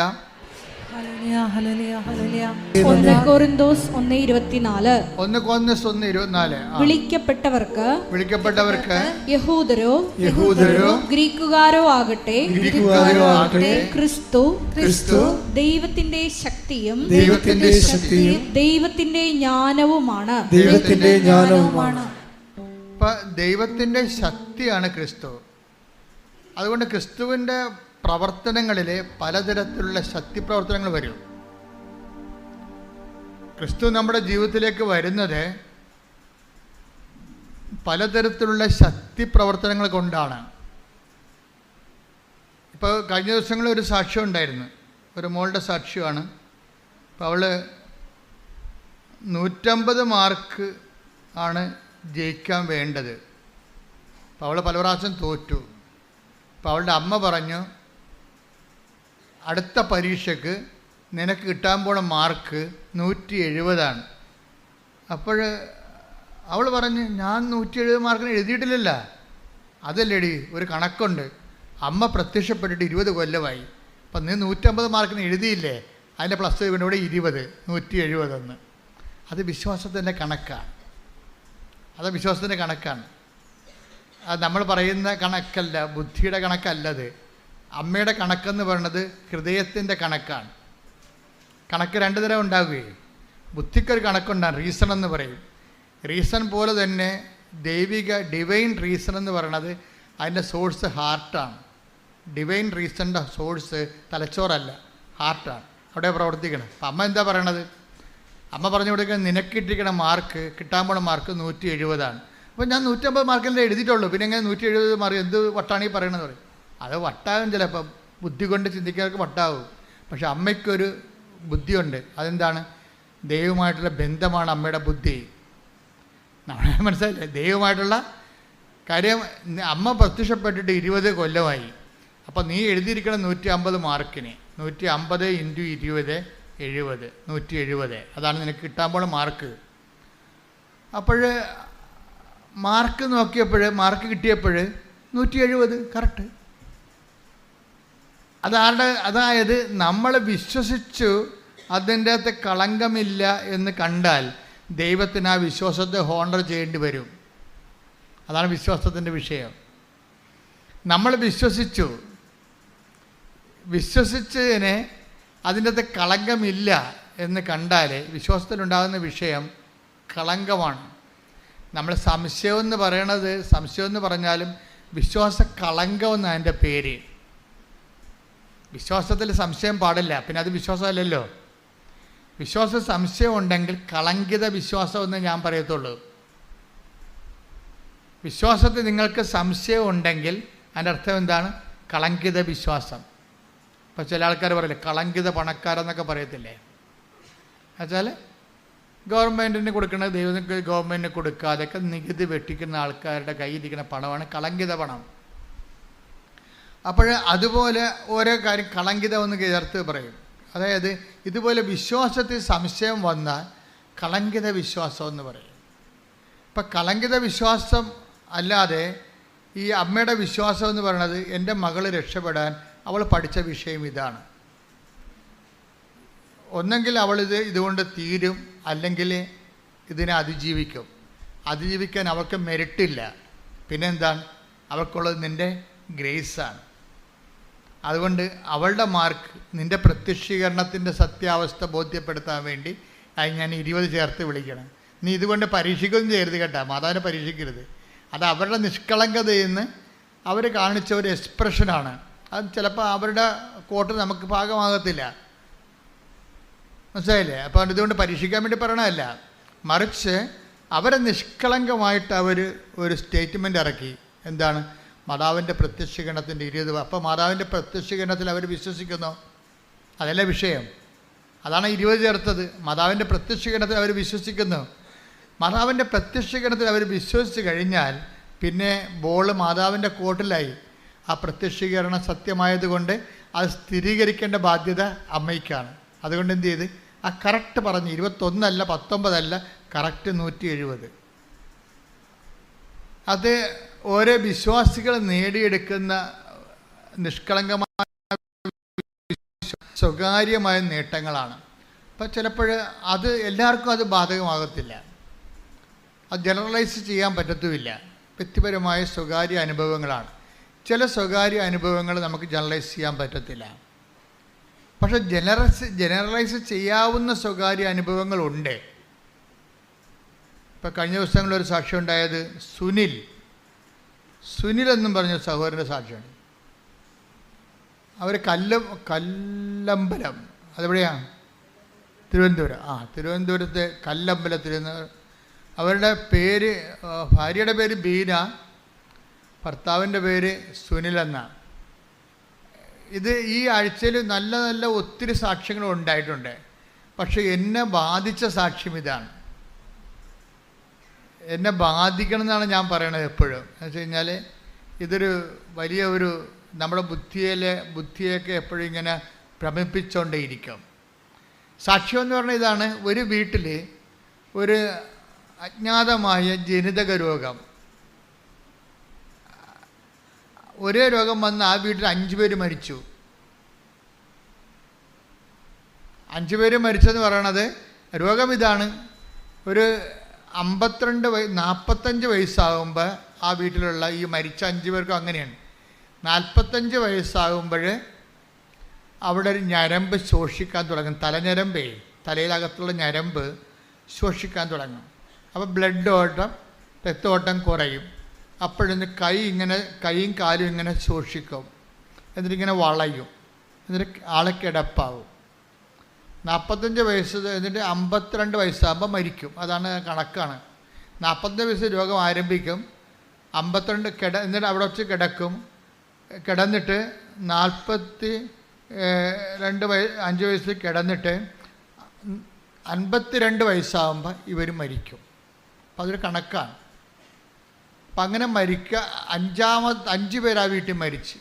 6ാമത്തെ ആളായിട്ടാണ് സുനിലിന് ഈ രോഗം പിടിക്കണത്. സുനിലിന്. അപ്പോൾ സുനിലിനും ഇതുപോലെ തലഞരമ്പ് ശോഷിക്കാൻ തുടങ്ങി. ആൾ കിടപ്പായപ്പോൾ അവർ വന്ന് ഉടമ്പടി എടുത്ത്, ഭാര്യ വന്ന് ഉടമ്പടി എടുത്ത് ഭർത്താവിന് കൊണ്ടുപോയി ഉടമ്പടി തൈലമൊക്കെ അപ്ലൈ ചെയ്തു. അയാൾ പതുക്കെ എഴുന്നേറ്റ് വന്ന് അയാൾ ജോലിക്ക് പോയി. 3 കൊല്ലം ജോലിക്ക് പോയി. അപ്പോൾ അയാളത് സാക്ഷ്യം പറയേണ്ട ഒരു കാര്യമായിട്ട് എടുത്തില്ല. അതാണ് വിഷയം. ചില ആൾക്കാർക്ക് ഇങ്ങനെ ഞാൻ നിങ്ങളോട് പറഞ്ഞിട്ടില്ലേ, ആലപ്പുഴ വന്ന് പണിമടിക്കരുതെന്ന് പറയുന്നത് എൻ്റെ കാര്യം എന്ന് വെച്ചാൽ, ചില ആൾക്കാർ അനുഗ്രഹം കിട്ടിക്കഴിഞ്ഞാൽ പിന്നെ പതുക്കിക്കളയും. ദൈവത്തിന് കൊടുക്കേണ്ട മഹത്വം കൊടുക്കത്തില്ല അവർ. അപ്പോഴെന്താ പ്രശ്നം വെച്ച് കഴിഞ്ഞാൽ, ദൈവത്തിൻ്റെ മഹത്വം നമുക്ക് മൂടി വെക്കാൻ പറ്റത്തില്ല. അതുകൊണ്ട് തന്നെ ഈ കാണിച്ച കൃതജ്ഞത കാണിച്ചിരിക്കണില്ലേ, അപ്പോൾ അതൊക്കെ പ്രൊട്ടക്ഷൻ പോകും, സംരക്ഷണം പോകും. ദൈവത്തിന് കർത്താവ് വന്നപ്പോൾ ദൈവത്തിനുള്ള ദൈവത്തിനും സീസറിനുള്ളത് സീസറിനും. അപ്പം നമുക്ക് കിട്ടിയ അനുഗ്രഹങ്ങൾ അത് ദൈവം മഹത്വപ്പെടാൻ വേണ്ടിയുള്ളതാണ്. കാര്യം ഹെബ്രായർ 2:4 അനുസരിച്ചുകൊണ്ട് പല വിധത്തിലുള്ള ശക്തിപ്രവൃത്തികളിൽ ഒന്നാണ് ഇയാൾക്ക് കിട്ടിയിരിക്കുന്നത്. അത്ഭുതങ്ങളും അടയാളങ്ങളും പലതരത്തിലുള്ള ശക്തിപ്രവർത്തനങ്ങളും അതിലൊന്നാണ് ഇയാൾക്ക് കിട്ടിയിരിക്കുന്നത്. ഇയാൾ രക്ഷപ്പെട്ടു കഴിഞ്ഞപ്പോൾ അത് സ്വാഭാവികമായ രക്ഷപ്പെടലാണെന്നൊക്കെ പറഞ്ഞാണ്ട് ഇയാൾ മഹത്വം കൊടുക്കാതെ അയാൾ ജോലിക്ക് പോയി. പിന്നെ 3-ാം കൊല്ലം അയാൾ അതുപോലെ തന്നെ വെട്ടിയിട്ട തടി പോലെ ആൾ വീണ് പഴയ രോഗം തിരിച്ചു വന്ന്. അപ്പോൾ സാക്ഷ്യം പറയാതിരിക്കുന്നവർക്കെല്ലാം പഴയ അസുഖം തിരിച്ചു വരുമെന്ന് ഞാൻ പറയത്തില്ല. അതിൻ്റെ 3 ഇരട്ടിയായിട്ട് വേറെ പണികളൊക്കെ തിരിച്ചു വരും, ഒരു സംശയമില്ല. സാക്ഷ്യം പറയാതിരിക്കുന്ന ആൾക്കാർക്ക് പഴയ അസുഖം തിരിച്ചു വരുമെന്ന് ഞാൻ പറയത്തില്ല. അതിൻ്റെ പല പല വെറൈറ്റി തിരിച്ചു വരും. എന്താ കാര്യം എന്നറിയാവോ?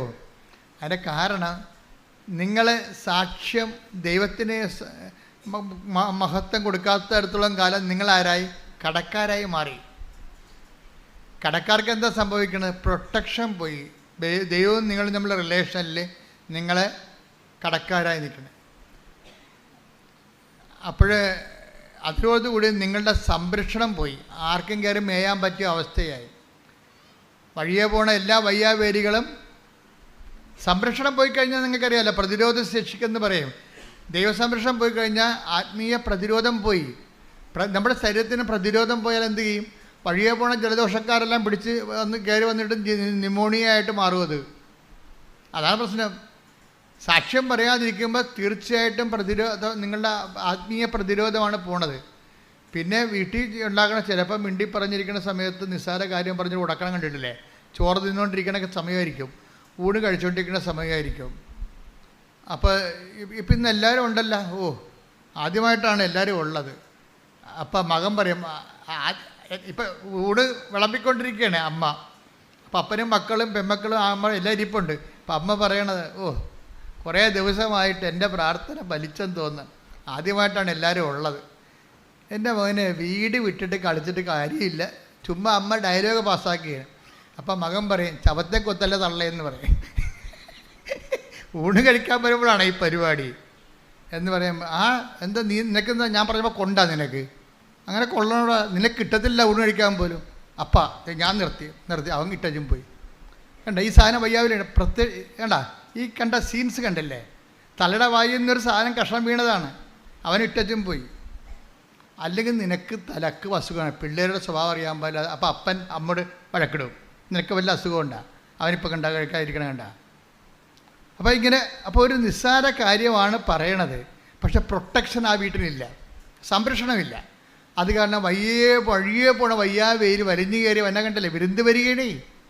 വഴിയേ പോണ വയ്യാവേലി വലിഞ്ഞു കയറി വിരുന്ന് വരികയാണ്. അപ്പോൾ ആദ്യം വേണ്ടത് പ്രൊട്ടക്ഷനാണ്. അതിനെന്ത് വേണം? അതിന് വേണ്ട ദൈവമായിട്ട് നല്ലൊരു സംരക്ഷണം, പ്രൊട്ടക്ഷനെ. നമുക്ക് ഇപ്പം ഒരാൾ പുറകിൽ നിന്ന് കുത്തിയാൽ നമുക്ക് തടുക്കാൻ പറ്റുക? ജീവിതത്തിൽ പുറകിൽ നിന്ന് കുത്തൊക്കെ ഒത്തിരി വരും, നമ്മളറിയാത്ത അപകടങ്ങളൊക്കെ വരും. അത് തടുക്കാൻ ദൈവത്തിനേ പറ്റത്തുള്ളൂ. നമുക്ക് പുറകിൽ കണ്ണ് തരാത്ത അതുകൊണ്ടാണ്. ദൈവത്തിന് കണ്ണ് ഉപയോഗിക്കാൻ വേണ്ടിയാണ്. പുറകിൽ നമുക്ക് കണ്ണില്ലല്ലോ. പുറകിൽ നിന്ന് പല ആൾക്കാരും മരിച്ചിരിക്കണത് പുറകിൽ നിന്ന് കുത്തിയിട്ടാണേ. പല ആൾക്കാരും മരിച്ചിരിക്കണതും അപകടപ്പെട്ടിരിക്കണതും വെട്ടുകിട്ടിയിരിക്കണതും എല്ലാം പുറകിൽ നിന്ന് വെട്ടിയിട്ടാണ്. പുറകിൽ നിന്ന് എന്തുകൊണ്ടാണ് വെട്ടുകൊണ്ടിരിക്കണത്? പുറകിൽ കണ്ണില്ല. പുറകിലെ കണ്ണ് ആരുടേതാണ്? ദൈവത്തിൻ്റെതാണ്. ആ ദൈവത്തിൻ്റെ കണ്ണെന്ന് പറഞ്ഞാൽ ദൈവമായിട്ടുള്ള സ്നേഹവും ബന്ധമൊക്കെയാണ്. അതിൻ്റെയാണ് നമ്മുടെ പ്രൊട്ടക്ഷൻ. ദൈവം നമ്മളെ സംരക്ഷിക്കുന്നുണ്ട്. പക്ഷെ നമ്മളത് അംഗീകരിക്കാതെ വരുമ്പോൾ നമുക്ക് ഉപയോഗിക്കപ്പെടാതിരിക്കും. അപ്പം ദൈവത്തിന് വേണ്ട സംഭവം ഏറ്റവും വലുത് അംഗീകരിക്കുക എന്നുള്ളതാണ്. മനസ്സിലായില്ലേ? നമ്മൾ ഈ ഇപ്പോൾ നമ്മൾ ഒരു കാര്യം പറയുമ്പോൾ നമ്മൾക്ക് അവർ എഴുതി മേടിക്കും. എന്താണ്? നമ്മളത് അംഗീകരിക്കുന്നുണ്ടോ എന്നാണ് ചോദിക്കണത്. നമ്മളത് അംഗീകരിക്കുന്നുണ്ടോ? അപ്പോൾ ദൈവത്തിൻ്റെ മുമ്പിലും ഈ വിശ്വാസം ആക്ടിവേറ്റ് ചെയ്യുന്നത് അംഗീകാരത്തിലൂടെയാണ്. ഇപ്പോൾ പുറകിൽ കണ്ണില്ല, അതിൻ്റെ അർത്ഥം എന്താണ്? കർത്താവാണ് എൻ്റെ കണ്ണ്, പുറകിലെ കണ്ണ്. എൻ്റെ എന്തിന് എപ്പോഴെപ്പോൾ അതായത് നമ്മളുടെ ബുദ്ധിക്കോ ആലോചനയ്ക്കോ പിടികിട്ടാത്ത കാര്യങ്ങളിൽ നമ്മൾ രക്ഷിക്കണം ആരായിരിക്കണം? ദൈവമായിരിക്കണം. ഇപ്പം ചില ആൾക്കാർ പറയും, എൻ്റെ അച്ഛ ഏജൻസിക്ക് ഞാൻ 12 ലക്ഷമാണ് കൊടുത്തിരിക്കണത്. ഇപ്പോഴവർ പറയണത് നിങ്ങൾക്ക് വേണമെങ്കിൽ മാൾട്ടായിൽ പോകാം, ഇറ്റലിയിൽ പോകാൻ പറ്റത്തില്ല. മാൾട്ടായിൽ നമുക്ക് പോകണ്ട, നമ്മൾ പഠിച്ച പണി മാൾട്ടായിൽ ഇല്ലെന്ന് അവരോട് നമ്മൾ നേരത്തെ പറഞ്ഞിട്ടുള്ളതാണ്. നമ്മൾ മാൾട്ട അവർ പറഞ്ഞു കഴിഞ്ഞാൽ നമ്മളത് ഏക്കത്തില്ലെന്നറിയാം. ഇപ്പം നമ്മുടെ കുഴപ്പം കൊണ്ട് അവന്മാർക്ക് മാൾട്ടായി വിടാൻ ഉദ്ദേശമില്ല, കള്ളത്തരമാണ്, പുറകിൽ നിന്ന് കുത്തുകയാണ് ശരിക്കും പറഞ്ഞാൽ. അവന്മാർക്ക് നമ്മളെ മാൾട്ടായിൽ വിടാൻ താല്പര്യമില്ല, അവർക്ക് മാൾട്ടായിൽ ഹോൾഡില്ല. പക്ഷെ നമ്മൾ ബുദ്ധിമോശത്തിന് നേരത്തെ പറഞ്ഞിട്ടുണ്ട് മാൾട്ടായിൽ പോകേണ്ട കാര്യമില്ല, അവിടുത്തെ കരിയർ നമ്മൾ പഠിച്ചിട്ടില്ല എന്ന് പറയും. അത് അവനെ അറിയാം, അവൻ്റെ ഫയലുണ്ട്. അവൻ നമ്മൾ പറയും ഇറ്റലിയിൽ നടക്കുമെന്ന് തോന്നുന്നില്ല കേട്ടോ, അവിടെ ഇപ്പോൾ നിയമങ്ങളൊക്കെ മാറി. മാൾട്ടായി പോകാം. അയ്യോ സാറേ മാൾട്ടായി പോകണ്ടെന്ന് ഞാൻ നേരത്തെ പറഞ്ഞു. ഇപ്പം എന്നാ ചെയ്യാനാ? കണ്ട പണി നമ്മളുടെ കുഴപ്പം കൊണ്ടാണ് വിസ കിട്ടാതിരുന്നെന്ന് അവൻ വരുത്തി തീർക്കും. എല്ലാവർക്കും ഈ പണിയുണ്ട്. ചതിക്കണ പരിപാടി എല്ലാവർക്കും ഉണ്ട്, എല്ലാവരുടെ കയ്യിലും ഉണ്ട്. ഞാൻ പേരെണ്ണി പ്രൊഫഷണൽസ് എന്ന് പറയട്ടില്ല. നമ്മളുടെ കുഴപ്പം കൊണ്ടായിട്ട് അത് എന്തെങ്കിലും ഇപ്പം നമുക്ക് രോഗം വന്ന് നമ്മളുടെ എന്തെങ്കിലും രോഗത്തിൽ നമ്മളുടെ എന്തെങ്കിലും ബ്ലഡിൻ്റെ റേറ്റിംഗ് കൂടിയെന്ന് വിചാരിച്ചോ, അപ്പോൾ ഡോക്ടർ പറയും ഇന്ന കാര്യം കൊണ്ടാണെന്ന് വെച്ചാൽ നമ്മുടെ കുഴപ്പം കൊണ്ടാണെന്ന് പറഞ്ഞു. നിങ്ങൾ ഉറങ്ങിയില്ല എന്ന് പറയും. ആരുടെ കുഴപ്പമാണ്? നമ്മൾ ഉറങ്ങാത്ത ഡോക്ടർ കണ്ട. എല്ലാവർക്കും വേണ്ടത് മാപ്പുസാക്ഷികളാണ്. അതുകൊണ്ട് തന്നെ നമുക്ക് ദൈവമല്ലാതെ വേറെ ആരുമില്ല. പിടികിട്ടണം, അല്ലെങ്കിൽ ജീവിക്കാൻ പറ്റത്തില്ല. എല്ലാവരും അവിടെ കൈ കഴുകാം. പീലാത്തോസ് എന്ന് പറയുന്ന സംഭവം ഉണ്ടല്ല, ഒരു വല്ലാത്ത കഥാപാത്രമാണ്. അവനിങ്ങനെ കർത്താവിൻ്റെ അടുത്ത് വരുമ്പോൾ തന്നെ ബേസനും വെള്ളം എവിടെ? എന്താണ്? അയാളെ കൈ കഴുകാൻ നേരത്തെ തീരുമാനിച്ചിട്ടുണ്ട്. കൈ കഴുകാൻ നേരത്തെ തീരുമാനിച്ച പീലാത്തോസിൻ്റെ തിരക്കഥയാണ് നമ്മൾ അഭിനയിച്ച് തീർക്കുന്നത്. എന്ന് വെച്ച് കഴിഞ്ഞാൽ എല്ലാത്തിൻ്റെയും കുറ്റം അവസാനം നമ്മളായിരിക്കും. ഇപ്പം ഞാൻ കുറ്റക്കാരിയായി എന്നല്ല നിങ്ങൾ പറയണത്. എന്തെങ്കിലും സമയത്ത് വരുമ്പോൾ ഞാൻ അന്നേ പറഞ്ഞതല്ലേ എന്ന് ചോദിക്കും. എവിടാ? അന്ന് ചിലപ്പോൾ ചുണ്ടിൻ്റെ താഴെ പറഞ്ഞതായിരിക്കുമേ, അല്ലെങ്കിൽ അത് പറയേണ്ടതുപോലെ പറഞ്ഞു കാണത്തില്ല. ഇവരുടെ കയ്യിൽ നിന്ന് കഴുകാൻ വേണ്ടി പറയും ഞാൻ അന്നേ പറഞ്ഞതല്ലേ, ഇപ്പം എങ്ങനെ ഇരിക്കണേ? ഇതല്ലേ ഡയലോഗ്. ഞാൻ അന്നേ പറഞ്ഞതല്ലേ, ഇപ്പം എങ്ങനെ ഇരിക്കണേ എന്നല്ലേ ഡയലോഗ്. എന്ന് വെച്ച് കഴിഞ്ഞാൽ അവർ കൈ കഴുകുകയാണ്. വളരെ അഭിമാനത്തോടെ പറയാം, മിക്കവാറും ഈ കൈ കഴുകുന്നതിൽ ഒന്നാം സ്ഥാനം നിങ്ങൾക്കാണ്, സ്ത്രീകൾക്കാണ്.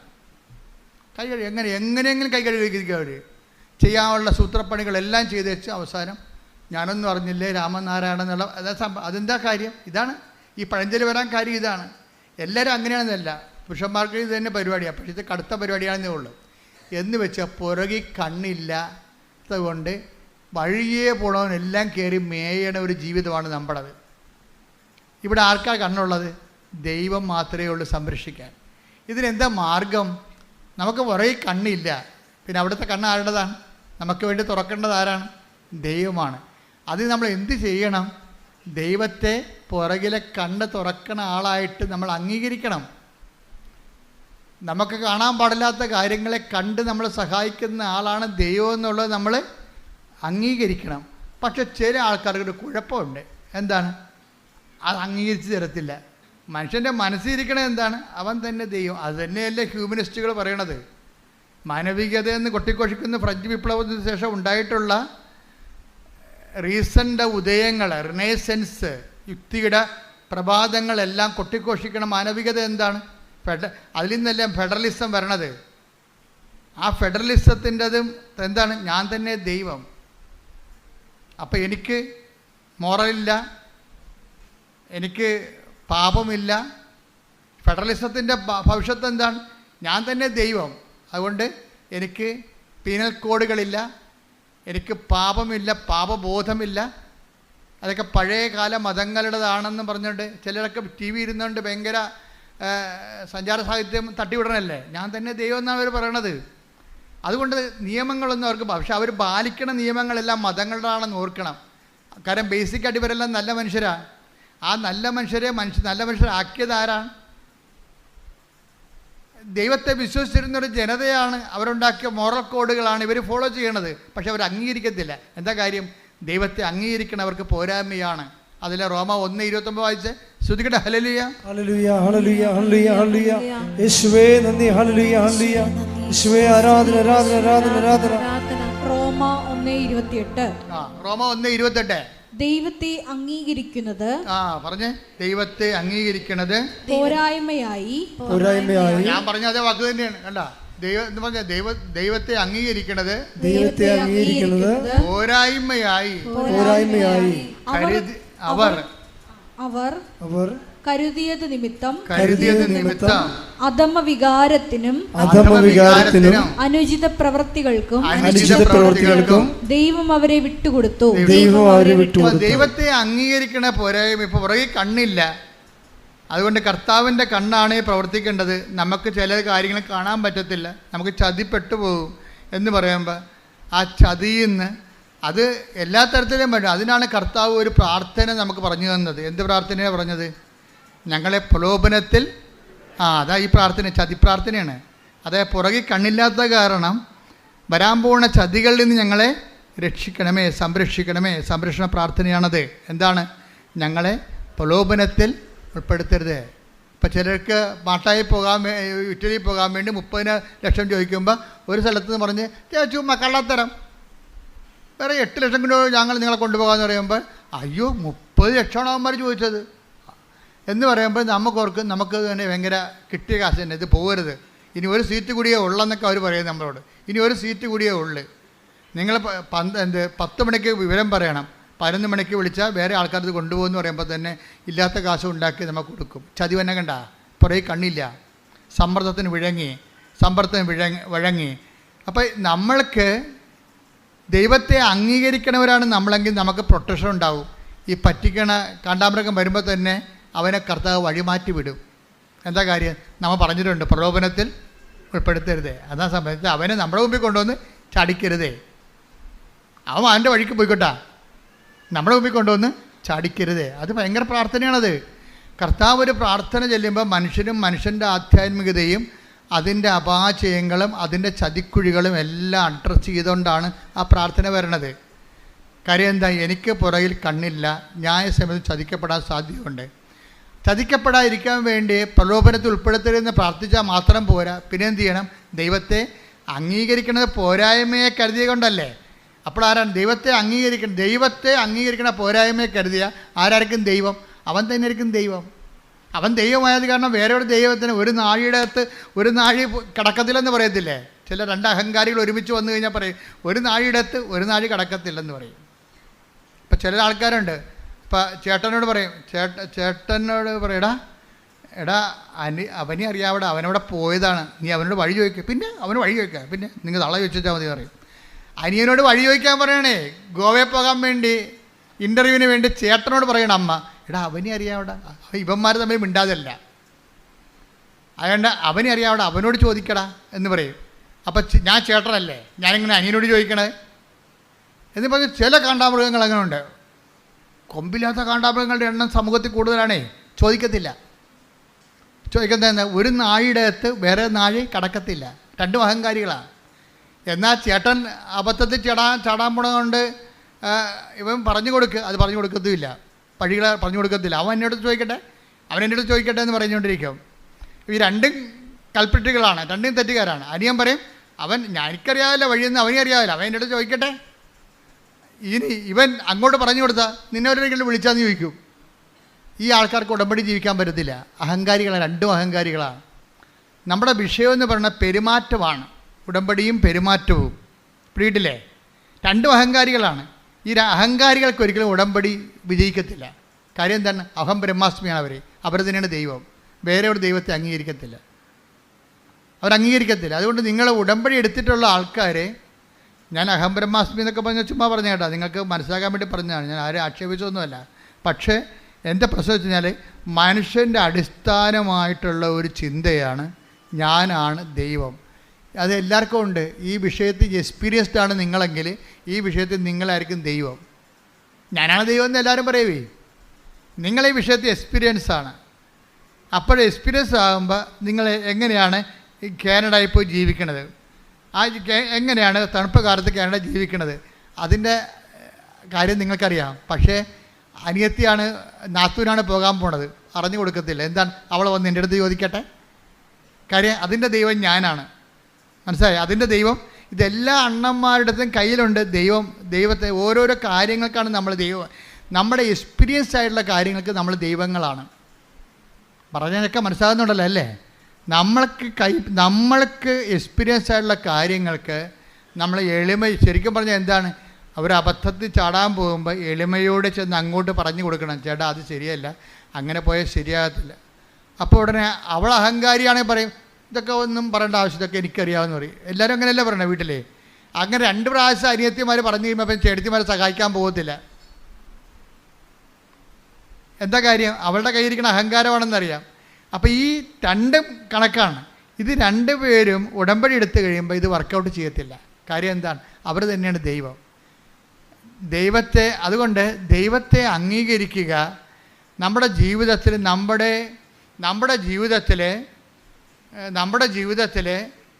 നമ്മളുടെ കൺട്രോളിൽ കിട്ടാത്ത കുറേ കാര്യങ്ങളുണ്ട്. അതുകൊണ്ട് എന്ത് ചെയ്യണം? അത് ദൈവമാണ് അത് കൈകാര്യം ചെയ്യേണ്ടത്. പുറകിൽ നിന്ന് വന്ന കുത്തും വെട്ടുമൊന്നും നമുക്ക് തടുക്കാൻ പറ്റത്തില്ല. അനക്കം കേട്ടാൽ ചിലപ്പോൾ തിരിയാൻ പറ്റും. ചിലപ്പോൾ കൊല്ലാൻ വന്നവൻ അനക്കം ഉണ്ടാക്കി ബഹളം എല്ലാവരെയും വിളിച്ച് പറഞ്ഞിട്ടാണ് വന്നത്. അല്ല, അവൻ പതുങ്ങിയല്ലേ വരത്തുള്ളൂ. അപ്പം അതുകൊണ്ട് തന്നെ നമുക്ക് ദൈവത്തിനെ നമുക്ക് വേണ്ടി വരും. പക്ഷേ ദൈവത്തെ നമ്മൾ അംഗീകരിക്കണം. അംഗീകരിച്ചിട്ട് എന്താ ചെയ്യേണ്ടത്? അംഗീകരിക്കുന്നതിൻ്റെ ഭാഗമായിട്ടാണ് നമ്മൾ അഹങ്കാരം അമർത്തണത്. പിടികിട്ടിയ? രണ്ട് ദൈവം ഒരുമിച്ച് വസിക്കത്തില്ലല്ല. അഹങ്കാരം നമ്മൾ ദൈവമല്ലേ. നമ്മളെ ദൈവമാക്കുന്നത് ആരാണ്? അഹങ്കാരമല്ലേ. നമ്മളെ ദൈവമാക്കുന്നത് ആരാണ്? നമ്മുടെ അഹങ്കാരമാണ്. ഇപ്പം രണ്ട് ദൈവം ഒരുമിച്ച് വസിക്കാത്ത കാരണം അഹങ്കാരികളെ ചിതറിക്കാതെ, അത് അമ്മയുടെ വചനങ്ങളെ കണ്ടില്ലേ, അഹങ്കാരികളെ ചിതറിച്ചു. വചനം എടുത്ത് ശ്രുതിക്കട്ടെ. ഹല്ലേലൂയ, ഹല്ലേലൂയ, ഹല്ലേലൂയ. യേശുവേ നന്ദി. Hallelujah, hallelujah, hallelujah, hallelujah, hallelujah, hallelujah. ലൂക്ക 1:52. ലൂക്ക 1:51-52. അവിടുന്ന് തന്റെ ഭുജം കൊണ്ട് ശക്തി പ്രകടിപ്പിച്ചു. ഹൃദയ വിചാരത്തിൽ അഹങ്കരിക്കുന്നവരെ ചിതറിച്ചു. ശക്തന്മാരെ സിംഹാസനത്തിൽ നിന്ന് മറിച്ചിട്ടു. എളിയവരെ ഉയർത്തി. അപ്പോൾ ഇതിൻ്റെ അകത്ത് വരുന്ന ഒരു വിഷയം, അഹങ്കാരം കുറക്കുമ്പോൾ തന്നെ ഒരു എളിമ വരത്തില്ലേ? അപ്പോഴതിനാണ് വിനയം എന്ന് പറയണത്. ചില ആൾക്കാർക്ക് ഭയങ്കര വിനയമായിട്ട്, നമുക്ക് നിവൃത്തിയില്ലാത്ത കാര്യം സാധിച്ചെടുക്കാൻ വേണ്ടി ചില ആൾക്കാർ വിനയം അഭിനയിക്കും. അവർക്ക് വിനയം അവർക്ക് വിനയമില്ല. ചുമ്മാ ഈ കാര്യം കാണാൻ വേണ്ടി തൽക്കാലം കാണിക്കുന്ന ഒരു അഭ്യാസമാണെന്ന് നമുക്കറിയാമെങ്കിലും ആ അഭിനയമല്ല. അതായത് ഈ അഹങ്കാരം അവസാനിപ്പിക്കുമ്പോഴാണ് വിനയം രൂപപ്പെട്ട് വരുന്നത്. അഹങ്കാരവും വിനയവും ഒരുമിച്ച് വസിക്കത്തില്ല. അതിവിടെ വിഷയമാണ്. ഉടമ്പടിയിലുള്ള ആൾക്കാർ ഇപ്പം അതെനിക്കറിയാം, എന്നോട് ആരും പഠിപ്പിക്കേണ്ട എന്ന് പറയത്തില്ല. അതാണ് അഹങ്കാരം. അതെനിക്കറിയാം, എന്നെ ആരും പഠിപ്പിക്കേണ്ട എന്ന് പറയും. ചില ആൾക്കാർ കുറേ മുമ്പോട്ട് പോയാലും പരിചയമില്ലാത്ത സ്ഥലത്ത് ചെന്നാലും ആരോടും വഴി ചോദിക്കത്തില്ല. തന്നെത്താൻ തിരക്ക് കണ്ടുപിടിക്കും. എന്താണ്? ആരോടും ചോദിക്കുമ്പോൾ എനിക്ക് വഴിയറിയാൻ പാടില്ലെന്ന് അവർക്കറിയത്തില്ലേ? അതിവർക്ക് കുറച്ചിലെന്ന് സാധനം. കുറച്ചിൽ കണ്ട ഇവർക്കെന്താ കൂടിയ ഉരുപ്പടിയാണെന്ന് അവർക്ക് തന്നെ അറിയാം. അതാണ് കുറച്ചിലെന്ന് പറയണത്. കുറച്ചിലെന്നല്ലേ പറഞ്ഞത് അഹങ്കാരത്തിന്. അപ്പോൾ ഇവർക്ക് തന്നെ അറിയാം ഇവരെന്താ കൂടിയ ഉരുപ്പടിയാണ്. ഒരു സ്ഥലത്ത് പോവുകയാണ്, പരിചയമില്ലാത്ത വഴിയാണ്, പക്ഷേ നിർത്തിപ്പോലും ചോദിക്കത്തില്ല ഇതെവിടെയാണ് പോകേണ്ടതെന്ന് ചോദിക്കത്തില്ല. എന്താണ്? തിരക്ക് കണ്ടുപിടിക്കും. ഇപ്പോൾ വന്ന് ഗൂഗിളിനോട് മാത്രമല്ലേ ചോദിച്ചുള്ളൂ. അങ്ങനെയല്ല ആൾക്കാർ കുളത്തിൽ ചാടണത്. ഇപ്പം അഹങ്കാരികൾക്ക് ഏറ്റവും വലിയ ഗുണം ചെയ്തിരിക്കുന്ന ഗൂഗിളാണ്. എങ്ങനെയാലും എപ്പോഴായാലും പാടശേഖരത്തൊക്കെ ചെന്ന് അവസാനിക്കണത്. ഗൂഗിൾ ചേച്ചി എപ്പോഴും തെറ്റിക്കില്ല. എന്നാലും വാ വിളിച്ച് ആരോടും ചോദിക്കത്തില്ല. നിങ്ങൾ ആ വാ വിളിച്ചൊരു കാര്യം ചോദിക്കാത്തതാണെങ്കിൽ അഹങ്കാരിയാണെന്ന് നിങ്ങൾ ഓർത്ത് വെച്ചാൽ മതി. അത് ഈ കാര്യത്തിന് വേണ്ടിയല്ല, പല കാര്യത്തിലും നിങ്ങൾ അഹങ്കാരിയാണ്. ഒരു കാര്യത്തിൻ്റെ പോവഴി എങ്ങനെയാണ് എന്ന് ചോദിക്കണം. അറിയാൻ പലരും ചോദിക്കണം. അത് ചോദിക്കുന്നില്ല, അതിന് മോന്തം കയറ്റി ഇരിക്കുകയുള്ളൂ. മറ്റുള്ളവർ ഇങ്ങോട്ട് വന്ന് പറയട്ടെ എന്നൊക്കെ പറയുന്ന സംഭവം ഇവർക്ക് ഉടമ്പടി വർക്കൗട്ട് ചെയ്യത്തില്ല. ഇത് മരിയ സ്പിരിച്വാലിറ്റി വർക്ക് ചെയ്യുന്ന സാധനമാണ്. അത് കാരണം അഹങ്കാരികളെ ഒന്നെങ്കിൽ ദൈവം ചിതറിക്കും, അല്ലെങ്കിൽ നമ്മളെ ചിതറിക്കണം.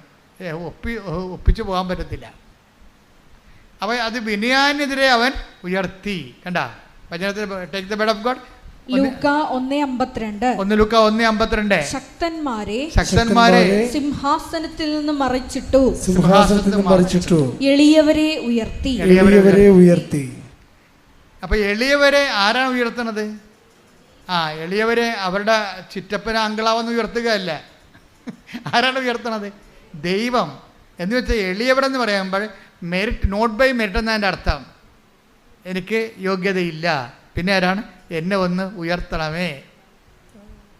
അത് പറയാനുള്ള എളിമ പത്രോസിനുണ്ടായിരുന്നു. കടലിൽ മുങ്ങിയപ്പോഴേ പുള്ളിവൻ നാഥാ എന്ന് പറഞ്ഞില്ലേ, ഞാൻ നശിക്കുന്നു എന്ന് പറഞ്ഞില്ലേ, ഞാൻ തീർന്നെന്ന് പറഞ്ഞില്ലേ? തീർന്നില്ല, ഞാൻ നീന്തിക്കറിക്കൊള്ളാം, ഞാൻ 45 വയസ്സ് തൊട്ട് കടലിൽ തന്നെ ജനിച്ചാണ്, എനിക്ക് ആരുടെ സഹായം വേണ്ടെന്ന് പറഞ്ഞെങ്കിൽ പത്രോസിൻ്റെ അവസ്ഥ എന്തായിരുന്നു? പിടിയിട്ടില്ലേ? പത്രോസ് മുങ്ങിപ്പോവുകയാണ്. നാഥാ എന്ന് വിളിച്ചുകൊണ്ട് കൈ കാണിച്ച് എടുത്തു കഴിഞ്ഞാൽ അപ്പം കയറി പിടിച്ച് ആ കയ്യൊന്നും പിടിക്കാൻ പറയണ്ട, എനിക്കറിയാം നീന്താ. ഞാൻ 45 വയസ്സിൽ വന്ന് കടൽ കണ്ട ആളാണ്. ഞാൻ 8-ാം വയസ്സിൽ കടൽ കണ്ട ആളാണ്. നിങ്ങൾ കാർപ്പൻ്റർ അല്ലെന്ന് ചോദിച്ചാൽ പണി കിട്ടുക. അതാ വിഷയം. അത് നമ്മൾക്ക് എളിമയുണ്ടോ ഇല്ലയെന്നറിയാൻ നമ്മൾക്ക് മറ്റുള്ളവരുടെ സഹായത്തിന് നമ്മൾ വാ പൊളിച്ച് മിണ്ടുമോ ഇല്ലയോ, അതാണ് അഹങ്കാരികളുടെ മിണ്ടത്തിലവർ.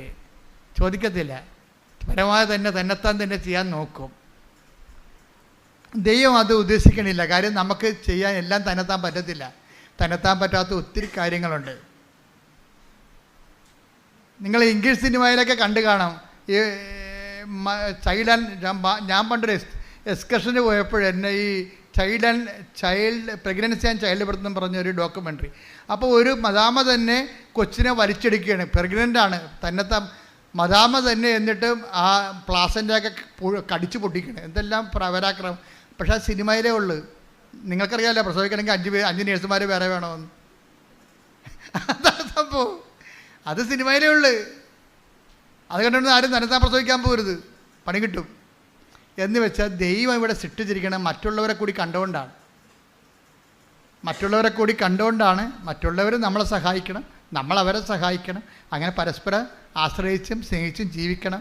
അങ്ങനെ ഒരു സ്നേഹത്തിൻ്റെ കൂട്ടായ്മയുടെ വളർച്ചയിലാണ് നമ്മൾ ജീവിക്കാൻ ദൈവം ഉദ്ദേശിക്കുന്നത്. ശ്രുതികട്ടെ hallelujah. Hallelujah hallelujah hallelujah hallelujah hallelujah. യേശുവേ നന്ദി. Hallelujah hallelujah. ആരാധനയിലൂടെ ഞങ്ങളെ അഭിഷേകം ചെയ്യണമേ. ദാസിയുടെ തൃക്കൺ പാർത്ത ഉന്നത ദാസരെ ഉയർത്താൻ എഴുന്നേൽക്കയാ. ദാസിയുടെ തൃക്കൺ പാർത്ത ഉന്നത ദാസരെ ഉയർത്താൻ എഴുന്നേൽക്കയാ. എന്തൊരാനന്ദം അമ്മ മേരി ആരാധിക്കുന്നു. എന്തൊരാനന്ദം അമ്മ മേരി ആരാധിക്കുന്നു. പരിശുദ്ധ പരമദിവ്യകാരുണ്യത്തിന് നേരവും ആരാധനയും സ്തുതിയും പുകഴ്ചയും ഉണ്ടായിരിക്കട്ടെ. നമ്മുടെ സബ്ജക്റ്റ് എന്താണെന്നറിയാമല്ലോ, ഉടമ്പടിയും പെരുമാറ്റവും. പിടിയ അതാ സബ്ജക്റ്റ്. അതിൻ്റെ കണ്ടന്റ് വൈസ് എന്താണ്, എന്തുമാത്രം എളിമ നമ്മൾക്ക് ഉണ്ട്. എളിമയുടെ അഹങ്കാരി 2 വിഷയങ്ങളാണ്. അവിടെ മരിയൻ സ്പിരിച്വാലിറ്റി അനുസരിച്ചുകൊണ്ട് അഹങ്കാരികളെ ചിതറിക്കുകയും എളിയവരെ ഉയർത്തുകയും ചെയ്യും. എളിയവരെ ഉയർത്തുക എന്ന് പറയുമ്പോൾ ആ വിനയാന്യത എന്ന് പറഞ്ഞാൽ എന്താണ്? നോട്ട് ബൈ മെറിറ്റ് എന്ന അർത്ഥം. വിനയം തന്നെ എങ്ങനെയാണ്? നമ്മുടെ കഴിവല്ല, നമ്മുടെ യോഗ്യതയല്ല, പിന്നെ അങ്ങയുടെ കൃപ കൊണ്ട്. അതെല്ലാം ഉടമ്പടി വചനങ്ങളാണ്. മരിയ സ്പിരിച്വാലിറ്റി പറയണതെല്ലാം ഉടമ്പടി വചനങ്ങളാണ്. എന്താണ്? അഹങ്കാരികളെ ചിതറിച്ചു എന്നുവെച്ചാൽ എൻ്റെ മെറിറ്റ് തീർന്നു. പിന്നെന്താണ്? വിനയാനെതിരെ ഉയർത്തി. ഗ്രേസാണ് പിന്നെ ഉയർത്തണത്, ദൈവമാണ് ഉയർത്തണത്. അല്ല നമ്മുടെ വീട്ടുകാരും നാട്ടുകാരും അല്ല ഉയർത്തണത്, നമ്മുടെ മാർക്കും അല്ല ഉയർത്തുന്നത്, ദൈവമാണ്. കഴിഞ്ഞ ദിവസം ഒരു സാക്ഷ്യം ഉണ്ടായിരുന്നു. ഒരു മോള് B.Ed പരീക്ഷയാണ്. അപ്പോൾ അവളുടെ വൈവ എന്തോ പരിപാടിയാണ്. അപ്പോൾ അവൾ തോറ്റ് ഭയങ്കര പ്രയാസപ്പെട്ട് ഒക്കെ പഠിച്ചിട്ട് തലയ്ക്കാറില്ല. അവർ റിലേ പോകണം. പഠിക്കും തോറും റിലേ പോകും. റിലേ പോയെന്നാൽ കിളി പോയെന്ന് ആൾക്കാർ പറയത്തില്ല, അതുപോലെ പണ്ട് റിലേ പോയെന്ന് പറയും, ഇപ്പോൾ കിളി പോയെന്നാണ് പറയണത്. അപ്പോൾ അങ്ങനെ പോയിട്ട് ഒരു പിടിയും കിട്ടണില്ല. ഇവളെ വൈവയൊക്കെ വന്നിരിക്കുമ്പോൾ ഈ വൈവ അവൾ ഉടമ്പടി എടുത്തിട്ടുണ്ട്. മാതാവ് മാത്രമേ ഒരു ആശ്രയമുള്ളൂ, അവൾക്ക് സ്വന്തമായിട്ട് ആശ്രയമില്ല. പഠിച്ചതൊന്നും ഓർക്കണില്ല, അവളുടെ റിലേ പോയി. അപ്പോൾ മെറിറ്റ് റിലേ പോയെന്ന അർത്ഥം, കിളി പോയെന്ന അർത്ഥം എന്താ? മെറിറ്റ് പോയെന്ന അർത്ഥം. ഉടമ്പടി ഭാഷയിൽ എന്താണ്? അവൾ പഠിച്ചു, പക്ഷെ അവളുടെ തല നിൽക്കണില്ല, റിലേ പോയി. അപ്പോൾ മാതാവേ നീയേ ഉള്ളു കേട്ടാ. അപ്പോൾ അമ്മയും പറയും നീ ചെല്ലടി മോളെ, മാതാവ് ഉണ്ടാകും കൂടാ എന്ന് പറയും. അപ്പോൾ ഇവൾ ചെല്ലുമ്പോൾ തന്നെ വൈവാക്കിയിരിക്കണ മാഷ് പേടിച്ചും വിറച്ചൊക്കെ തന്നെ ചെല്ലണത്. മാഷ് ഇവളെ കണ്ട് പറയും നീ ഇത്രയും പേടിക്കേണ്ട കാര്യമൊന്നുമില്ല, നീ കൃപാസനത്തിൽ പോയി ഒരു ഉടമ്പടി എടുക്കുമെന്ന് പറയും. ആര്? അവിടെ ഇരിക്കണ മാസ്റ്റർ ഇവളോട് പറയണേ കൃപാസനത്തിൽ പോയി ഒരു ഉടമ്പടി എടുക്കാൻ. എക്സ്റ്റേണൽ എക്സാം, എക്സ്റ്റേണൽ അസസ്മെൻറ്റിലെ. അപ്പോൾ നീ കൃപാസനത്തിൽ പോയി ഉടമ്പടി എടുക്കാൻ പറയും. അപ്പോൾ ഉടനെ അയാൾ ഈ പെങ്കൊച്ചെന്ത് ചെയ്യുന്നത്, അവളുടനെ അവളുടെ പേഴ്സ് കൊടുത്തിട്ട് അവളെടുത്ത് ഉടമ്പടിയുടെ കാശ് രൂപ ഈ മാഷിനെ കാണിക്കും. ഞാൻ അവിടെ പോയതാണ്, ഉടമ്പടി എടുത്തതാണ്. അപ്പോൾ മാഷ് എന്ത് ചെയ്യും? മാഷിൻ്റെ ബാഗ് തുറന്ന് മാഷിൻ്റെ ഉടമ്പടിക്ക് ആശീർവാദം കാണിക്കും. ഒക്കെ അപ്പോൾ അവർ തമ്മിൽ ഉടമ്പടി കൂട്ടായി. കുറേ ആൾക്കാർ ഉടമ്പടി വഴി ഒത്തിരി പേര് അങ്ങോട്ടും ഇങ്ങോട്ട് സഹായിക്കുന്നുണ്ട്. നിങ്ങൾ അങ്ങനെ ഇരിക്കണം കേട്ടോ. അതുകൊണ്ടാണ് ഉടമ്പടി നിങ്ങളുടെ കഴുത്തെ കെട്ടി തന്നിരിക്കുന്നത്. അങ്ങോട്ടും ഇങ്ങോട്ടും കണ്ടാൽ മനസ്സിലാക്കണം. അതാണ് ഒരു കാരണം. സഹായിക്കാൻ പറ്റുന്നവരാണെങ്കിൽ അങ്ങോട്ടും ഇങ്ങോട്ടും സഹായിക്കണം, അതാണ് വിഷയം. അപ്പം അതുകൊണ്ട് മാഷ് പറഞ്ഞ് നിനക്ക് സപ്ലി തരത്തില്ല, നീ പോയി രണ്ടാമത് ട്രൈ ചെയ്യാൻ പറയും. അവൾ കമ്പ്യൂട്ടർ ട്രൈ ചെയ്തുകൊണ്ടിരിക്കുകയാണ്.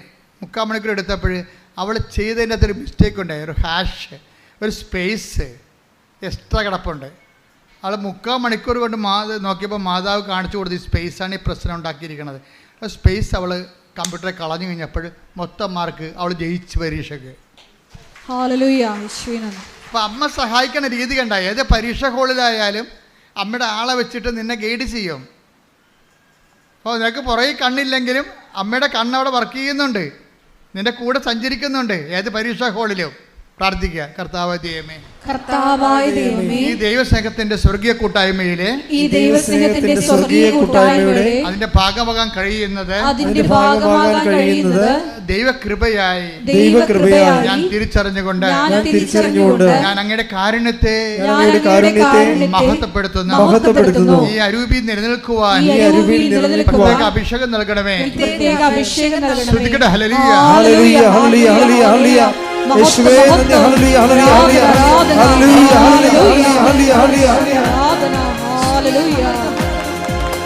കൃപയാലേ കൃപയാലേ കൃപയാലേ അനുദിനവും കൃപയാലേ കൃപയാലേ കൃപയാലേ അനുദിനവും ബലഹീനതയിൽ ബലമേകി ബലവായോ നടത്തിടുന്നു. ബലഹീനതയിൽ ബലമേകി ബലവായോ നടത്തിടുന്നു.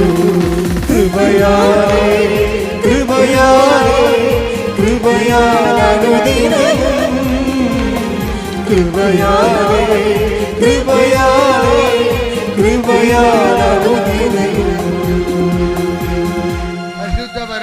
അനുദിനവും. ആരാധനയും സ്തുതിയും പുകഴ്ചയും ഉണ്ടായിരിക്കട്ടെ. നമ്മുടെ വിഷയം ഉടമ്പടിയും പെരുമാറ്റവും, അതാണ് ഒരു സബ്ജക്റ്റ്. അതിലൂടെയാണ് അങ്ങനെ വരുമ്പോൾ ദൈവം ഏത് സമയത്ത് വേണമെങ്കിലും നമുക്ക് ദൈവത്തിന് നമ്മുടെ മെരിട്ട് പോകുന്ന എല്ലാ ഇടങ്ങളിലും ഗ്രേസ് വർക്ക് ചെയ്യുന്ന രീതി അതാണ്. ഇപ്പോൾ ഇവർക്ക് ഗ്രേസ് വർക്ക് ചെയ്ത് കണ്ടില്ലേ?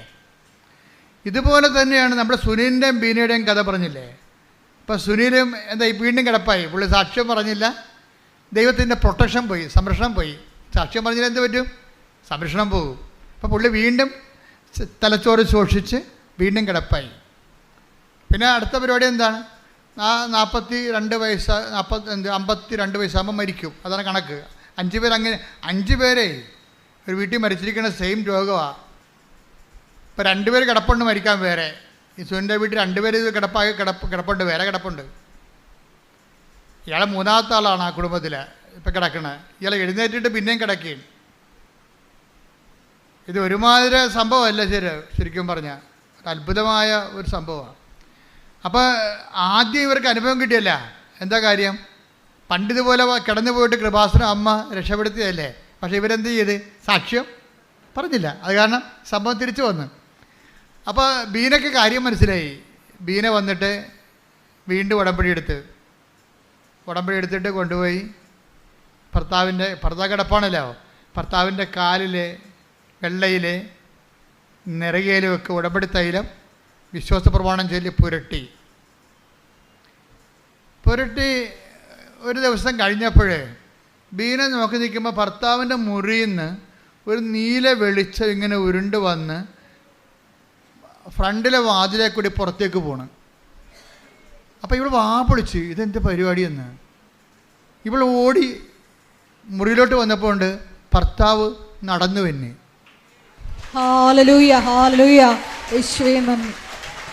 അപ്പോൾ ഈ സുനില് പറഞ്ഞ എടി ഇപ്പോൾ ഒരു സംഭവം നടന്നെടി മാതാവ്, ഞാനിങ്ങനെ ഒരു അരമയക്കത്തിലായിരുന്നു. അപ്പോൾ മാതാവ് വന്നിട്ട് എൻ്റെ 2 വെള്ളയും കൂടി കൂട്ടി വെച്ചിട്ട് കാലയിൽ ഒറ്റ അടി വെച്ച് തന്നു. എന്നിട്ട് അമ്മ പോയെന്ന് പറഞ്ഞു. അതോടുകൂടി എൻ്റെ അസുഖം മാറിയെന്ന് പറഞ്ഞു. അപ്പോൾ സുനിലിന് മനസ്സിലായി അമ്മ ഭാര്യയും ഭർത്താവും കൂടി വന്ന് മെനയെന്ന് സാക്ഷ്യം പറഞ്ഞിട്ടുണ്ട്. സാക്ഷ്യം എന്ന് പറഞ്ഞാൽ എന്താ ശരിക്കും പറഞ്ഞാൽ ദൈവത്തിൻ്റെ മഹത്വം, ദൈവത്തിന് കൊടുക്കാനുള്ള മഹത്വം നമ്മൾ ദൈവത്തിന് കൊടുക്കണം, അല്ലെ കടക്കാരാകും. പക്ഷേ ദൈവം ക്ഷമിക്കുമെന്ന് ഉറപ്പായില്ലേ ഇപ്പം, അല്ലേ? നമ്മളാരും നശിച്ച് കാണാൻ ദൈവം ആഗ്രഹിക്കുന്നില്ല. സത്യമാർഗം സ്വീകരിക്കാൻ എന്ന് മാത്രമേ ഉള്ളൂ. നമ്മളാരും നശിച്ചരുതെന്നും, take the word of God, ആരും നശിച്ചു പോകരുതെന്നും. ശ്രുതിക്കട്ടെ ഹല്ലേലൂയ ഹല്ലേലൂയ ഹല്ലേലൂയ ഹല്ലേലൂയ. യേശുവേ നന്ദി. Hallelujah hallelujah hallelujah hallelujah hallelujah hallelujah hallelujah. യേശുവേ സ്തുതി, യേശുവേ ആരാധന ആരാധന ആരാധന. മഹത്വം മഹത്വം യേശുവിനെ, മഹത്വം മഹത്വം യേശുവിനെ, ഞങ്ങൾക്കുള്ള കർത്താവേ. മഹത്വം മഹത്വം യേശുവിനെ, ഞങ്ങൾക്കുള്ള കർത്താവേ, ഞങ്ങൾക്കുള്ള കർത്താവേ. മഹത്വം മഹത്വം യേശുവിനെ. 2 പത്രോസ് 3:9. 2 പത്രോസ് 3:9. കാലവിളംബത്തെക്കുറിച്ച് ചിലർ വിചാരിക്കുന്നത് പോലെ കർത്താവ് തന്റെ വാഗ്ദാനങ്ങൾ പാലിക്കുന്നതിൽ താമസം വരുത്തുന്നില്ല. ആരും നശിച്ചു പോകാതെ എല്ലാവരും അനുദപിക്കണമെന്ന് അവിടുന്ന് ആഗ്രഹിക്കുന്നത് കൊണ്ട് നിങ്ങളോട് ദീർഘക്ഷമ കാണിക്കുന്നുവെന്നേ ഉള്ളൂ. അതായത് ദൈവത്തിൻ്റെ ഒരു പ്രഖ്യാപിത നിലപാട് എന്താണ്? നമ്മളെ ശിക്ഷിക്കണമെന്നുള്ളതല്ല, പിന്നെ എന്താണ്? നമ്മളാരും നശിച്ചു പോകരുതെന്നാണ്. അപ്പം അതുകൊണ്ട് നമുക്ക് തിരിച്ചു വരാനുള്ള സമയങ്ങളുണ്ട് ശരിക്കും. അതുകൊണ്ട് ദീർഘക്ഷമ നമ്മൾ കാണിക്കണം ദൈവം നമ്മളോട്. നമ്മൾക്കിതുപോലുള്ള അനുഭവങ്ങൾ വരുമ്പോൾ, ഈ കൂടുതൽ അനുഭവങ്ങളിലേക്ക് നമ്മൾ വളർന്നു വരുമ്പോൾ എന്താ ഗുണമെന്നറിയാമോ? നമുക്ക് ഈ അനുഭവങ്ങളാണ് ശരിക്കും പറഞ്ഞാൽ പെരുമാറ്റങ്ങൾ തരുന്നത്. ദൈവത്തെക്കുറിച്ച് ഇപ്പോൾ സുനിലിനൊരു അനുഭവം കിട്ടി. ഇനി സുനിലിൻ്റെ ശരീരത്തിൽ 16 മുഴകളുണ്ട്. ഉടമ്പടി തൈലം തേച്ചപ്പോൾ ആ മുഴകളെല്ലാം അപ്രത്യക്ഷമാകുന്നു. ബാക്കി 3 അവശേഷിച്ച്. ഇപ്പം സുനിൽ എന്താ പറയണത്? ഞാൻ ഈ 3 വേണ്ടി ആശുപത്രി പോകത്തില്ല. എന്താ കാര്യം? എൻ്റെ അമ്മ എന്നെ സുഖപ്പെടുത്തിക്കൊള്ളൂ. അപ്പം മുഴ കണ്ടിട്ട് അന്താളിക്കണില്ല. അതിനോട് ഒരു സൗമ്യത കാണിക്കണേ അദ്ദേഹം. എന്നുവെച്ചാൽ സഹിക്കുന്ന സ്നേഹത്തിൻ്റെ കൂടെ, സഹിക്കുന്ന സ്നേഹം എന്താണ്? ക്ഷമയാണ്. സൗമ്യത എന്ന് പറയുന്നത് എന്താ? സഹിക്കുന്ന സ്നേഹത്തിൻ്റെ കൂടെ പ്രത്യാശ കയറുമ്പോഴാണ് സൗമ്യത ഉണ്ടാകണത്. സൗമ്യത എന്ന് പറയുന്നത് ഒരു കോമ്പൗണ്ടായിട്ടോ ഒരു പല പല പുണ്യങ്ങളുടെ ഒരു കോമ്പൗണ്ടാണ്. സഹിക്കുന്ന സ്നേഹമാണ് ബേസ്മെൻറ്റ്. ആ സ്നേഹത്തിൻ്റെ കൂടെ സഹനം കയറുമ്പോൾ ആ ക്ഷമ. ഞാൻ ക്ഷമിച്ചിരിക്കണം എന്ന് വെച്ച് കഴിഞ്ഞാൽ എൻ്റെ അർത്ഥം എന്താണ്? എനിക്ക് നിന്നോട് സ്നേഹമുണ്ട്, എൻ്റെ സ്നേഹം കാരണം ഞാൻ നിന്നെ സഹിച്ചിരിക്കുന്നു എന്നർത്ഥം. അതാ ക്ഷമ. അതായത് എനിക്ക് സ്നേഹം നിന്നോടുണ്ട്, സ്നേഹം കാരണം ഞാൻ നിന്നെ സഹിച്ചിരിക്കുന്നു. അതിൻ്റെ പേരെന്താണ്? ക്ഷമിച്ചിരിക്കുന്നു എന്നാണ്. അപ്പോൾ ക്ഷമയെന്ന് പറഞ്ഞാൽ എന്താണ്? സ്നേഹം പ്ലസ് സഹനമാണ് ക്ഷമ. നിങ്ങൾക്ക് സ്നേഹം ഉണ്ടെങ്കിലും സഹിക്കാൻ തയ്യാറാകണം. ദൈവം ക്ഷമയുള്ളവനാണെന്ന് പറഞ്ഞു കഴിഞ്ഞാൽ, കരുണയുള്ളവനാണെന്നൊക്കെ പറഞ്ഞു കഴിഞ്ഞാൽ, അത് പറയണമെങ്കിൽ നമുക്കെന്താ മുടക്ക്? പറഞ്ഞാൽ പോരെ. പക്ഷേ കർത്താവ് പറയും, എനിക്ക് മുടക്കുണ്ട്.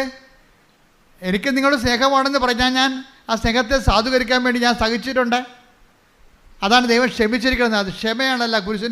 കുരിശിൻ്റെ അവസാനം പറയുന്നത് എന്താണ്? പിതാവേ, അവർ ചെയ്യുന്ന എന്തെന്ന് അവരറിയുന്നില്ല, അവരോട്. കുരിശിൻ്റെ ക്ഷമയാണ്. ആ ക്ഷമ നമുക്ക് തരണേ എന്താണ്? ആ ക്ഷമ നമുക്ക് കിട്ടാനുള്ള ശിക്ഷ പുള്ളിക്കാരൻ വാങ്ങിച്ചെന്നാണ് ഈ പറയണത്. വീട്ടിലെ നമുക്ക് കിട്ടാനുള്ള പാപത്തിൽ കിട്ടാനുള്ള ശിക്ഷ അങ്ങേര് ശരീരത്തിൽ വാങ്ങിച്ചു. അതുകൊണ്ട് എന്താണ്? അങ്ങേര് നമുക്ക് വേണ്ടി സഹിച്ചു. സ്നേഹത്തിൻ്റെ കൂടെ സഹനം വരുമ്പോഴാണ് സഹിക്കുന്ന സ്നേഹം ഉണ്ടാകുന്നത്. ഈ സഹിക്കുന്ന സ്നേഹമാണ് ക്ഷമ. അപ്പം ക്ഷമയെന്ന് പറയുമ്പോൾ സഹിക്കണം, അല്ലാതെ ക്ഷമ എന്ന് പറഞ്ഞൊരു കാര്യമില്ല. ചില ആൾക്കാർ പറഞ്ഞേ, ഞാൻ ക്ഷമിച്ചിരിക്കുന്നു പക്ഷെ ഞാൻ മറക്കത്തില്ല. അടി മോദത്തിൽ കൊടുക്കേണ്ടതാണ് അവൻ്റെ. എന്താ കാര്യം? ക്ഷമിച്ചാൽ ദൈവം മറക്കും. ക്ഷമിച്ചെന്ന് വെച്ചാൽ പിന്നെ അതിനെക്കുറിച്ച് ഓർക്കത്തില്ല. ഓർത്ത് കഴിഞ്ഞാൽ നമ്മുടെ മോന്തം മാറും ഇല്ലേ? ക്ഷമിച്ചെന്ന് പറഞ്ഞിട്ട് പിന്നെയും ഈ തേള കുത്തിയ മോന്തമായിട്ട് നടക്കുകയല്ലേ?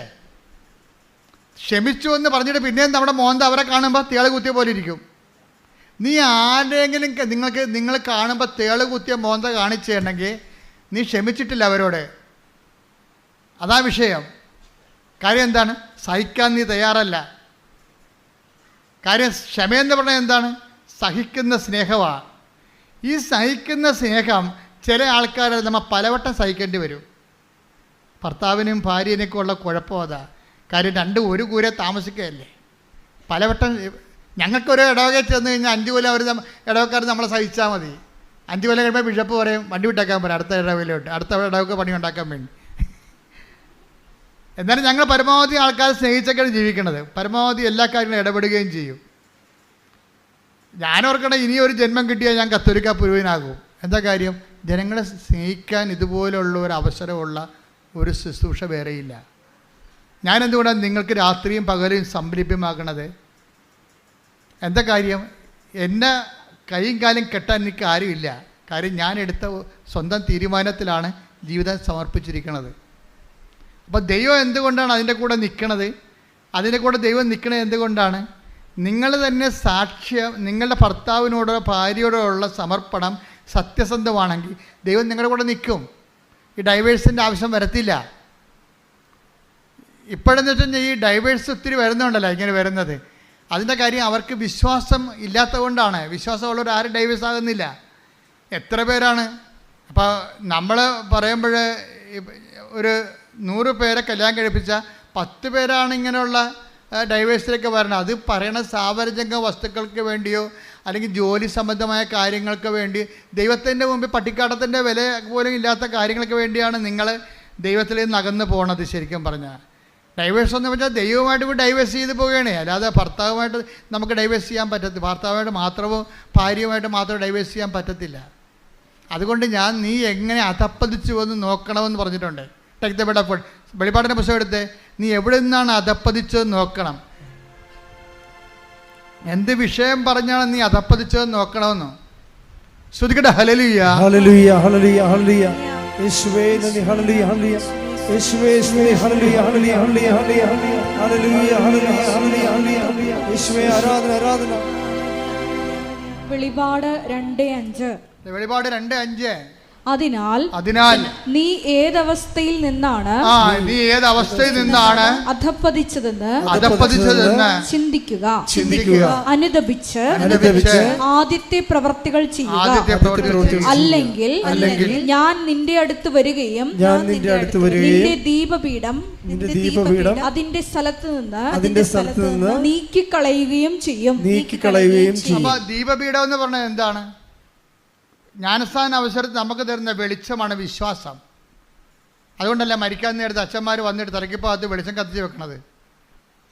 എന്താ പറയണത്? എന്നിട്ട് എന്താ പറയണത്? ജ്ഞാനസ്ഥാനത്തിൽ കൊടുക്കുമ്പോൾ ഈ ദീപം കൊടുക്കുമ്പോൾ എന്താ കൊടുക്കണത്? ദീപം ജ്ഞാനസ്ഥാനത്തിൽ കൊടുത്തിട്ട് കൊച്ചിൻ്റെ കൈ കൊടുത്ത് പറയും, മാതാപിതാക്കന്മാരെ ജ്ഞാനപിതാക്കളെ, നിങ്ങളുടെ കുഞ്ഞ് ക്രിസ്തുവിനാൽ പ്രകാശിതയാണ്. അവളെന്നും വെളിച്ചത്തിൻ്റെ മകനായി ജീവിക്കേണ്ടതാണ്. ക്രിസ്തുവിൻ്റെ പ്രകാശം അവനിൽ തിളങ്ങി വിളങ്ങട്ടെ. ദിവനാഥം വരുമ്പോൾ സ്വർഗസ്ഥരായ എല്ലാ വിശുദ്ധന്മാരുടെ അവിടുത്തെ എതിരേൽക്കുവാനുള്ള ഭാഗ്യം അവർക്ക് ലഭിക്കട്ടെ എന്ന് പറഞ്ഞുകൊണ്ടാണ് ദീപപീഠം തരണത്. ദീപപീഠം തരികണേ, വെളിച്ചം വിശ്വാസം തരികണേ. നീ വിശ്വാസത്തിനെതിരെ പ്രവർത്തിച്ചാൽ ഞാൻ വന്നിട്ട് ആദ്യം വിശ്വാസം എടുത്ത് മാറ്റുമെന്ന്. കാര്യം എന്താണ്? നിനക്ക് വിശ്വാസം തന്നിട്ട് കാര്യമില്ല. അതിന് കർത്താവ് പറയണം, ന്യായം എന്ന് പറയണത് പന്നികളുടെ മുമ്പിൽ നിങ്ങളുടെ രത്നങ്ങൾ വിതറരുത്. Take the bed of God. ശ്രുതിക്കട്ടെ. ഹല്ലേലൂയ ഹല്ലേലൂയ ഹല്ലേലൂയ ഹല്ലേലൂയ ഹല്ലേലൂയ. യേശുവേ നന്ദി. Hallelujah hallelujah hallelujah hallelujah hallelujah ഹല്ലേലൂയ. മത്തായി 7:6. മത്തായി 7:6. വിശുദ്ധമായത് നായ്ക്കൾക്ക് കൊടുക്കരുത്. നിങ്ങളുടെ മുത്തുകൾ പന്നികൾക്ക് ഇട്ടുകൊടുക്കരുത്. അവ അത് ചവിട്ടി നശിപ്പിക്കുകയും തിരിഞ്ഞ് നിങ്ങളെ ആക്രമിക്കുകയും ചെയ്തേക്കാം. എങ്ങനെയുണ്ട് പരിപാടി? ഇതെല്ലാം കർത്താവ് മുൻകൂട്ടി കണ്ടിട്ടുണ്ട്. ഒന്നിനു വായിച്ചത് വിശുദ്ധമായത് വിശുദ്ധമായത് നായ്ക്കൾക്ക് കൊടുക്കരുത്. ഇപ്പൊ ജ്ഞാനസ്നാനമായാലും വിശുദ്ധ വിവാഹമായാലും ഇതാരാണ്? നായ്ക്കൾക്ക് കൊടുക്കരുത്. കൊടുത്തുള്ള അവസ്ഥ എന്താ? അതിൻ്റെ എന്ത് ചെയ്യുന്ന പറഞ്ഞാൽ അത് ചവിട്ടി മെതിക്കും. കാര്യം അമ്മ പറയണത്, അമ്മായിയമ്മ പറഞ്ഞാൽ കേട്ടിട്ട് കൂദാശയെ ചവിട്ടി മെതിക്കും. അതാ വിഷയം. ചിലപ്പോൾ കാശിൻ്റെ പ്രശ്നമാകാം, ചിലപ്പോൾ ജോലി പ്രശ്നമാകാം. അപ്പോൾ ചില ആൾക്കാർ കല്യാണം കഴിക്കുന്നത് വിശുദ്ധമായി ഒന്നിച്ച് ജീവിക്കാനല്ല, അമേരിക്ക PR കിട്ടാനാണ്. അതിൽ ദൈവം കഴിച്ച് ട്രംപ് വന്നിട്ടുണ്ട്, എല്ലാത്തിനും പണിയായിട്ടുണ്ട്. അത് ഞാൻ ഗുണമായിട്ട് പറയുകയല്ല, പക്ഷേ ആൾക്കാരെല്ലാം പിരിഞ്ഞു നിൽക്കുന്നതിൻ്റെ പിന്നിലുള്ള എല്ലാം. ഇപ്പോൾ ഇന്നലെ ഒരു കേസുണ്ടായി ഇവിടെ. അവർക്ക് ഇറ്റലി പോകണം. ഇറ്റലി പോകുമ്പോൾ ഒരു സ്പോർട്സ് താരമാണ്, അടിപൊളി സാക്ഷ്യം, നിന്ന് കത്തി പറയും. അവിടെ പേര് ജിൻസി എന്നാണ്. ജിൻസിയുടെ സാക്ഷ്യം ഇതാണ്: ജിൻസിയുടെ ഭർത്താവ് മസ്കറ്റിൽ എവിടെയാണ്, ഭാര്യ ഇറ്റലിയിൽ. അപ്പോൾ ഇറ്റലി പോണവൾക്ക് ഇറ്റലി പോകേണ്ടി വന്നപ്പോൾ ഇറ്റലിക്കാരും യൂറോപ്പിലൊക്കെ നിയമമുണ്ട്. എന്താ കാര്യം? നിങ്ങളുടെ മാരിറ്റൽ സ്റ്റാറ്റസ് കാണിക്കണം. മാരിറ്റൽ സ്റ്റാറ്റസ് കാണിക്കുമ്പോൾ അവർ അവിടെ ഉണ്ടെങ്കിൽ, ഈ ഭർത്താവിനെ കൂടി ഇറ്റലി കൊണ്ടുപോകാൻ വേണ്ടിയാണ് ഇവരിപ്പോൾ ഇറ്റലി പോണത്. പക്ഷെ അങ്ങനെ ഒരാളെ കൊണ്ടുവരാൻ സാധ്യത ഉണ്ടെങ്കിൽ അവർ വിസ തരത്തില്ല. അപ്പോൾ ഏജൻസി പറഞ്ഞത് എന്താണെന്നറിയാമോ? ഏജൻസി പറഞ്ഞത് നിങ്ങൾ ഡൈവേഴ്സ് ആണെന്നൊരു രേഖ ഉണ്ടാക്കാൻ പറഞ്ഞു. അപ്പം കുറേ പേപ്പട്ടികൾ, ഞാൻ പറഞ്ഞില്ലേ നിങ്ങളുടെ മുത്തുകൾ പന്നികളുടെ മുമ്പിൽ വിതറെന്ന് കർത്താവ് പറഞ്ഞില്ലേ. അപ്പോൾ നിങ്ങളോർക്കും ജോസഫച്ച എന്തിനാണ് ഇങ്ങനെയൊക്കെ മോശം വാക്ക് ഉപയോഗിക്കുന്നത്? ജോസഫച്ച ഉപയോഗിച്ച അങ്ങനെ ഉപയോഗിച്ച കാര്യമാണ്. നിങ്ങളുടെ മുത്തുകൾ പന്നികളുടെ മുമ്പിൽ വിതറരുത്. എന്താ കാര്യം? കൂദാശ എന്തുമാത്രം ബലമായിട്ടാണ് ദൈവം കാണുന്നത്, ദൈവാനുഗ്രഹത്തെ. അത് അർഹതയില്ലാത്ത ആൾക്കാർ കൊടുത്തു കഴിഞ്ഞാൽ അവർ ഏജൻസി പറയുമ്പോൾ ഡൈവേഴ്സ് ആകും. ദൈവം യോജിപ്പിച്ചത് ഏജൻസി വേർപെടുത്തി. എങ്ങനെയുണ്ട് പരിപാടി? പക്ഷേ ജിൻസി ഇത്തിരി കൂടിയ ക്രിസ്ത്യാനിയാണ്. ജിൻസി പറയുന്നത് ആ അഭ്യാസം നടക്കത്തില്ലെന്ന് പറയും. ഞാൻ ആൾത്താരെ നിന്നുകൊണ്ട് കർത്താവിൻ്റെ നാമത്തിൽ എൻ്റെ ജീവിത ഉടയോനെ പിടിച്ചതാണ്, കർത്താവിൻ്റെ കരം പിടിച്ച്, ഞാൻ ചെയ്യത്തില്ലെന്ന് പറയും. അപ്പം ഞാൻ അപ്പോൾ പറഞ്ഞു എന്നാൽ നടക്കത്തില്ലെന്ന് പറയും.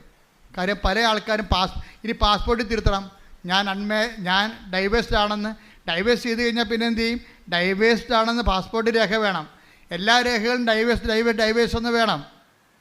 അതോടുകൂടി ജീൻസ് റെഡിയല്ല, ഇത് ചെയ്യാൻ റെഡിയല്ല. കാര്യം അവൾ പറയുന്ന ന്യായം, ഞാൻ അൾത്താറിൽ ദിവ്യകുർബാനയുടെ മുമ്പിൽ നിന്നുകൊണ്ട് കർത്താവിൻ്റെ നാമത്തിലാണ് ഞാൻ കരം പിടിച്ചിരിക്കുന്നത്.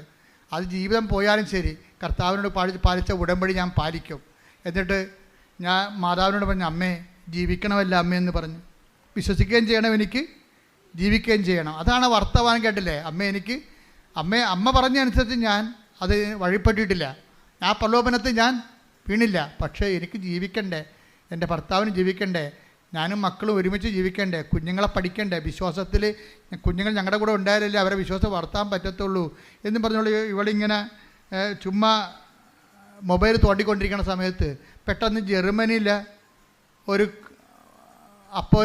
കോൾ ഫോർ കണ്ടപ്പോൾ ഇവളുടെ ബയോഡേറ്റ അടിച്ചു കൊടുത്ത് ഉടനെ ജർമ്മനിക്കാർ ഇവരെ വിളിച്ച് 10 മിനിറ്റിനുള്ളിൽ ഓൺലൈൻ ഇൻ്റർവ്യൂ നടന്ന് യു ആർ അപ്പോയിൻറ്റഡ് എന്ന്.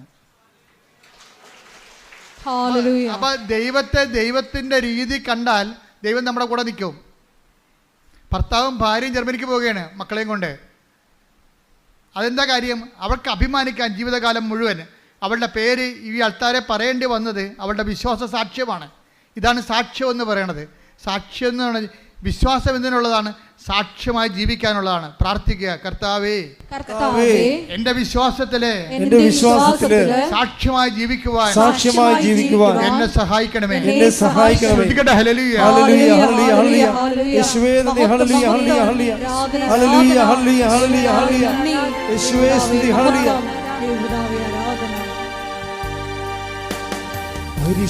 പരിശുദ്ധാത്മാവേ, പരിശുദ്ധാത്മാവേ,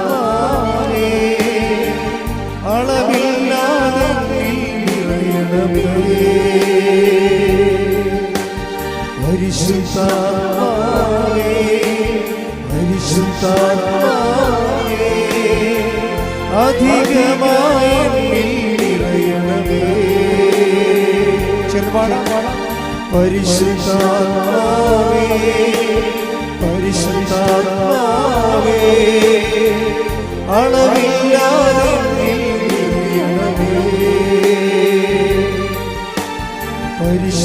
പരിശുദ്ധാത്മാവേ പരിശുദ്ധാത്മാവേ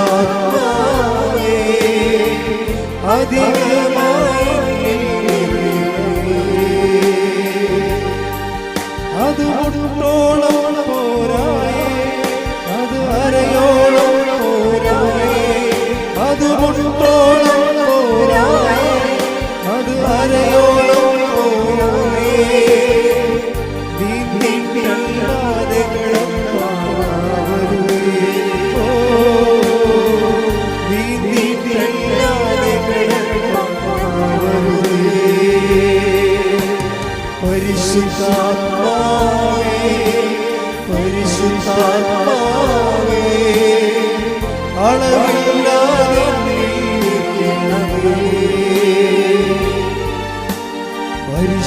പരിശുദ്ധാത്മാവേ പരിശുദ്ധാത്മാവേ അധികമായി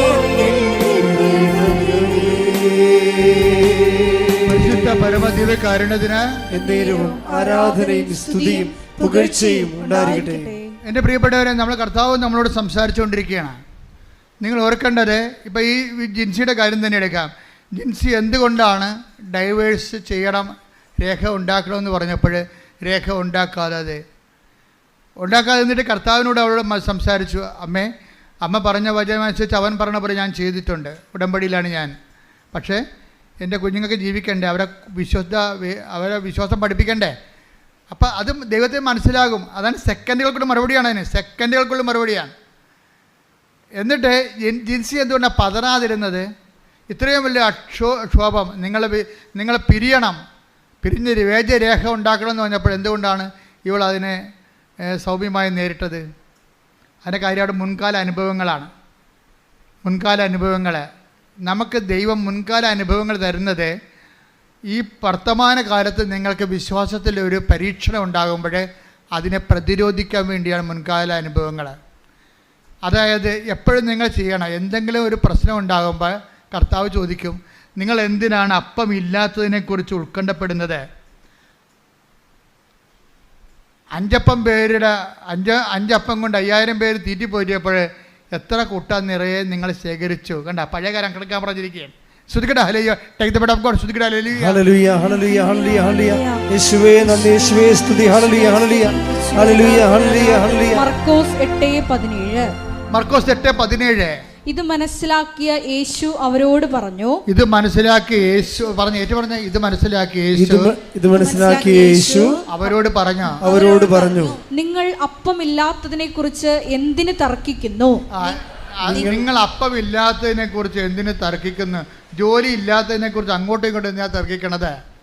അല്ലേ? അപ്പം ഇങ്ങനെ ഓരോ വിഷയം ഇല്ലാത്തതിനെ കുറിച്ച് എന്തിന് തർക്കിക്കുന്നു? ഇനിയും നിങ്ങൾ മനസ്സിലാക്കുകയും ഗ്രഹിക്കുകയും ചെയ്യുന്നില്ലേ? നിങ്ങളുടെ ഹൃദയങ്ങൾ മന്ദീഭവിച്ചിരിക്കുന്നുവോ? കണ്ണുണ്ടായിട്ടും നിങ്ങൾ കാണുന്നില്ലേ? ചെവിയുണ്ടായിട്ടും നിങ്ങൾ കേൾക്കുന്നില്ലേ? നിങ്ങൾ ഓർമ്മിക്കുന്നില്ലേ? 5 അപ്പം ഞാൻ 5000 പേർക്കായി ഭാഗിച്ചപ്പോൾ ശേഷിച്ച കഷണങ്ങൾ നിങ്ങൾ എത്ര കുട്ട നിറച്ചെടുത്തു? 12 എന്ന് അവർ മറുപടി പറഞ്ഞു. 7 അപ്പം 4000 പേർക്ക് വീതിച്ചപ്പോൾ മിച്ചം വന്ന കഷണങ്ങൾ നിങ്ങൾ എത്ര കുട്ട എടുത്തു? 7 എന്നവർ മറുപടി പറഞ്ഞു. അവൻ ചോദിച്ചു, എന്നിട്ടും നിങ്ങൾ ഗ്രഹിക്കുന്നില്ലേ? അതായത് ഒരു വിഷയം ഉണ്ടാകുമ്പോൾ പഴയ അനുഭവങ്ങളുടെ ഫയലെടുക്കണമെന്നാണ് ഈശോ പറയണത്. നിങ്ങൾ ഇതിനേക്കാൾ ഇന്നലെ ഒരു ദിവസം ഒരു മജിസ്ട്രേറ്റ് എന്നെ വിളിച്ചു. അവർ ഡെലിവറി കഴിഞ്ഞിട്ട് എന്നെ വിളിച്ചതാണ്. വിളിച്ചു കഴിഞ്ഞപ്പോൾ കുറച്ച് വിഷമങ്ങളൊക്കെ എന്നോട് പറഞ്ഞു. അപ്പോൾ ഞാൻ പറഞ്ഞു, മകളെ, ഇതിനേക്കാൾ വലിയ പ്രയാസങ്ങളിലൂടെയാണ് നിങ്ങളുടെ കുടുംബം കടന്നു പോയത്. ഇന്ന് എത്രയോ വലിയ ഭാഗ്യം കിട്ടി. അപ്പോൾ ആ ദൈവം തന്നെ ഇപ്പോഴും ജീവിച്ചിരിക്കണം. ഇപ്പോൾ ഈ പ്രശ്നമൊക്കെ ഇപ്പോൾ പെട്ടെന്ന് തീരും. കാര്യം എന്താണ്? കഴിഞ്ഞ കാര്യങ്ങളെക്കുറിച്ച് ഓർക്കാൻ. ഉടനെ എൻ്റെ വാട്സപ്പിൽ അവരിങ്ങനെ കുറേ കർത്താവിനെ സ്തുതിച്ചുകൊണ്ട് കുറേ വചനങ്ങളിട്ട്, വചനങ്ങളുടെ പ്രാർത്ഥന കിട്ടും. എന്താ കാര്യം? ഞാൻ പറഞ്ഞ സത്യമാണ്. അവർക്ക് എന്ത് കിട്ടി? പ്രത്യാശ കിട്ടി. കഴിഞ്ഞ കാലങ്ങളിൽ അവരെ സഹായിച്ച കർത്താവ് തന്നെയാണ് ഇന്നും ജീവിച്ചിരിക്കുന്നത്. അത്രയും പ്രശ്നങ്ങൾ ഇന്നില്ല. ഇപ്പം ഇന്നുണ്ടായിരുന്ന പ്രശ്നങ്ങൾ കഴിഞ്ഞ കാലങ്ങളിൽ എന്നെ സഹായിച്ച കർത്താവ് ഇന്ന് എന്നെ സഹായിക്കും എന്നുള്ള ബോധ്യം കിട്ടി. കൈയടിക്കട്ടെ, ശ്രദ്ധിക്കട്ടെ. ഹല്ലേലൂയ. Hallelujah, hallelujah. യേശുവേ നന്ദി. Hallelujah, hallelujah, hallelujah. ഹല്ലേലൂയ, ഹല്ലേലൂയ. അത്യുന്നതൻ നീ, അത്യുന്നതൻ നീ, നിന്നെ പോലൊരു ദൈവമില്ല. ഉന്നതൻ നീ, അത്യുന്നതൻ നീ, നിന്നെ പോലൊരു ദൈവമില്ല. അത്ഭുതമാ, അതിശയമാ, നീ മാത്രം ദൈവമെന്ന്. അത്ഭുതമാ, അതിശയമാ, നീ മാത്രം ദൈവമെന്ന്. നമുക്ക് ഇരുകരങ്ങളും ഉയർത്തി സ്തുതിക്കാം. ഹല്ലേലൂയ, മഹത്വം, മഹത്വം, ആരാധന, ആരാധന. ഹല്ലേലൂയ, ഹല്ലേലൂയ. യേശുവേ ആരാധന. ഹല്ലേലൂയ, ഹല്ലേലൂയ. മഹത്വം, മഹത്വം. ദൈവപിതാവേ നന്ദി, ദൈവപിതാവേ ആരാധന. ഹല്ലേലൂയ, മഹത്വം, മഹത്വം, ആരാധന, ആരാധന. ഹല്ലേലൂയ, ഹല്ലേലൂയ. യേശുവേ നന്ദി, യേശുവേ ആരാധന. ഹല്ലേലൂയ, ഹല്ലേലൂയ, ഹല്ലേലൂയ, ഹല്ലേലൂയ, ഹല്ലേലൂയ.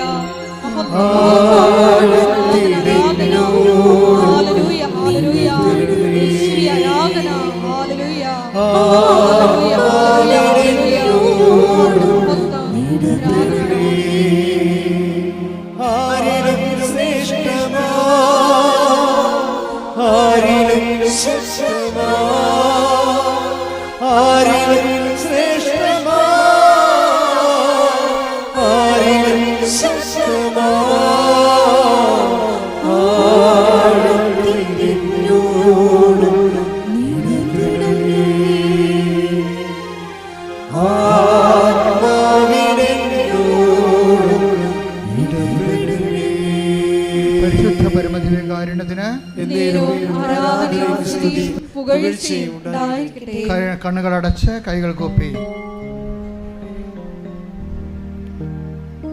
കൈകൾ നെഞ്ചോട് വെച്ചുകൊണ്ട് കർത്താവിൻ്റെ തിരുസന്നിധിയിൽ നമുക്കായിരിക്കാം. കർത്താവേ, നിന്റെ വിശുദ്ധ പൗരോഹിത്യത്തെ മഹത്വപ്പെടുത്തണമെന്ന് പ്രാർത്ഥിക്കുന്നു. ശ്രദ്ധിക്കട്ടെ. ഹല്ലേലൂയ, ഹല്ലേലൂയ, ഹല്ലേലൂയ. മഹത്വം, മഹത്വം, ആരാധന, ആരാധന. കർത്താവേ, അന്ധന് കാഴ്ച നൽകിയവനെ,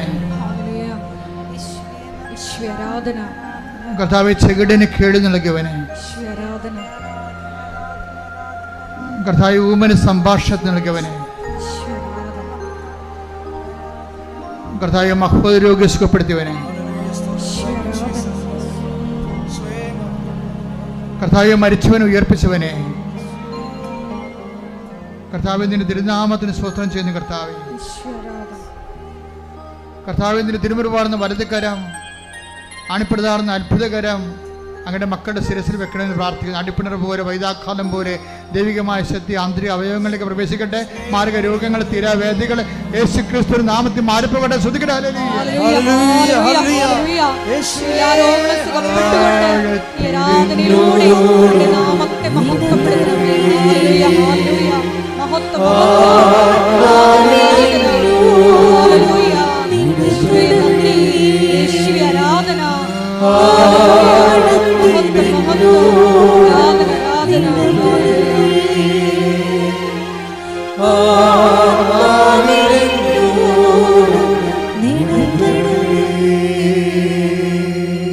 അഭിഷേകത്തിനെ വിഷം ശ്രദ്ധിച്ചുകൊണ്ടേ ഇരിക്കുക. അച്ഛൻ നിങ്ങളുടെ ജീവിതത്തിൻ്റെ മേഖലകൾ, ജോലിയില്ലാത്തവർ, വീടില്ലാത്തവർ, വഴിയില്ലാത്തവർ, കുടുംബങ്ങളെക്കുറിച്ചും കുഞ്ഞുങ്ങളെക്കുറിച്ചും വേദന അനുഭവിക്കുന്നവർ, പലതരത്തിലുള്ള സാങ്കേതിക സംഘർഷാത്മകമായ ജീവിത കുടുംബ സാഹചര്യം ഉള്ളവർക്കെല്ലാം വേണ്ടി പ്രാർത്ഥിക്കുന്ന സമയമാണ്. കർത്താവേ, നിന്റെ ഉന്നതമായ നാമത്തിൽ സ്വന്തം ചെയ്യുന്ന കർത്താവേ, നിന്റെ വിശുദ്ധ പൗരോഹിത്യത്തെ മഹത്വപ്പെടുത്തണമേ.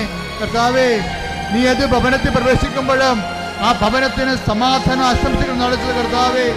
ഭവനത്തെ കർത്താവേ, നിന്റെ നാമത്തിൽ ഞങ്ങൾ ഈ ഭവനങ്ങൾക്ക് സമാധാനം ആശംസിക്കുന്ന, ഓൺലൈനിൽ പ്രാർത്ഥിക്കുന്നവരെ അങ്ങ് ഏറ്റെടുക്കണം പ്രാർത്ഥിക്കുന്ന എന്റെ കർത്താവിന് ഉന്നതമായ നാമത്തില് കർത്താവെ, ഡൈവേഴ്സ് താമസിക്കുന്നവരെ, വിവാഹമോചിതരായവരെ, കർത്താവ് ഒരുമിച്ച് താമസിക്കാൻ ആഗ്രഹിക്കുന്നവരെ, ജീവിക്കാൻ ആഗ്രഹിക്കുന്നവരെ, ഒരുമിച്ച് പിരിഞ്ഞു പോയവരെ, ഒരുമിച്ച് ജീവിക്കാൻ ആഗ്രഹിക്കുന്നവരെ, അവരെല്ലാം സ്പർശിക്കാൻ പ്രാർത്ഥിക്കുന്ന മക്കളില്ലാത്തവരെ, ഗർഭസ്ഥ ശുദ്ധികൾക്ക് ഹൃദയത്തിന് ദ്വാരവും ആന്തരിക വൈകല്യങ്ങളും ഉള്ളവരെ കർത്താവെ സ്പർശിക്കണമേ എന്ന് പ്രാർത്ഥിക്കുന്ന, ഇവിടെ കഴിയുന്നവർ കർത്താവെ, അസ്ഥിപഞ്ചങ്ങളുടെ വേദന, കിഡ്നികളിലെ രോഗങ്ങള്, പാങ്ക്രിയാസ് കല്ലുകള്, ആമാശയത്തിന് കട്ടിയില്ലാതിരിക്കുകയും ഇടിഞ്ഞു പോകുന്ന അവസ്ഥകള്, ഗർഭാശയത്തിന് കട്ടിയില്ലാതിരിക്കുകയും ഇടിഞ്ഞു പോകുന്ന അവസ്ഥകള്, അൾസർ രോഗങ്ങള്, എപ്പിലെപ്സി രോഗങ്ങള്, പിച്ച് രോഗങ്ങൾ, പിസ്റ്റുല രോഗങ്ങള് യേശു ക്രിസ്തുവിന്റെ നാമത്തില് മാറിപ്പോകട്ടെ.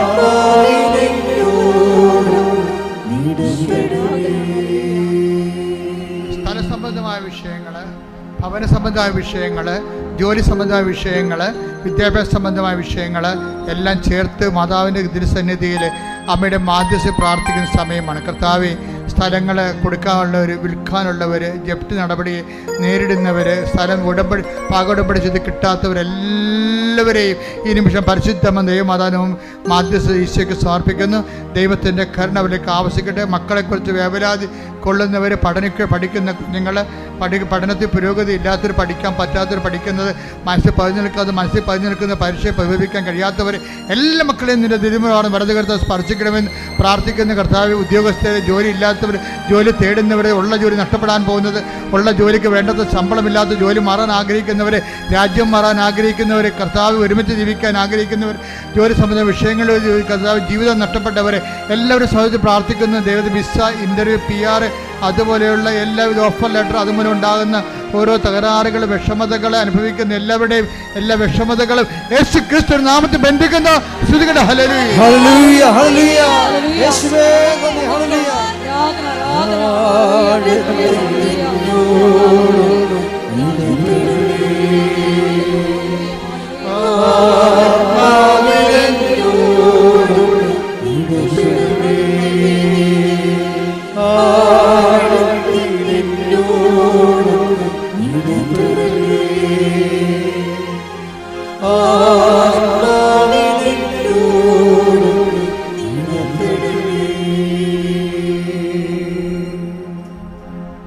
ഒരിക്കൽ കൂടി മരിയൻ ഉടമ്പടിയിൽ സമർപ്പിച്ചിരിക്കുന്ന എല്ലാ വിഷയങ്ങളും ദൈവമാതാവിൻ്റെ മധ്യസ്ഥയിൽ ദിവ്യകാരുണ്യ സന്നിധിയിൽ സമർപ്പിച്ച് ഒരു നിമിഷം നമുക്ക് മൗനമായിട്ട് പ്രാർത്ഥിക്കാം. സുവിശേഷ കൈമാറ്റത്തിനുള്ള അധിക കൃപ, മറ്റുള്ളവരുടെ മുമ്പിൽ ഈശോയെ നിന്നെ ഏറ്റുപറയുവാനുള്ള കൃപ ഞങ്ങൾക്ക് നൽകണമേ എന്ന് പ്രാർത്ഥിച്ചുകൊണ്ട് ശിരസ്സ് നമിച്ച് നമുക്ക് ദിവ്യകാരുണ്യനാഥൻ്റെ ആശീർവാദം അതീവ സ്നേഹത്തോടെ സ്വീകരിക്കാം.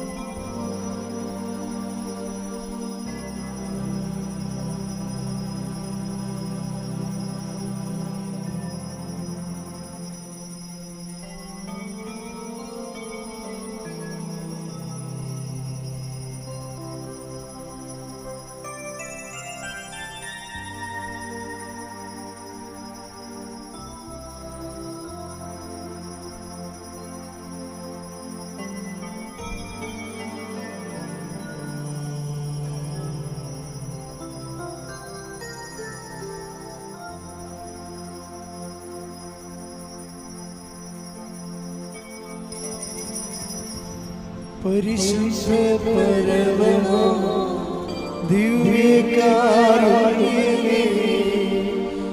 ഇന്നുമെന്നും അങ്ങേക്കാരാധന. പരിശുദ്ധ പരമമാ ദിവ്യകാരുണ്യമേ, എന്നുമെന്നും അങ്ങേക്കാരാധന. പരിശുദ്ധ പരമമാ ദിവ്യകാരുണ്യമേ, എന്നുമെന്നും അങ്ങേക്കാരാധന.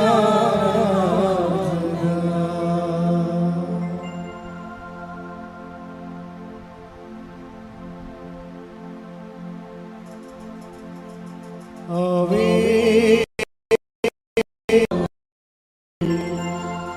ആവേ മരിയ, ആവേ ആവേ ആവേ മരിയ.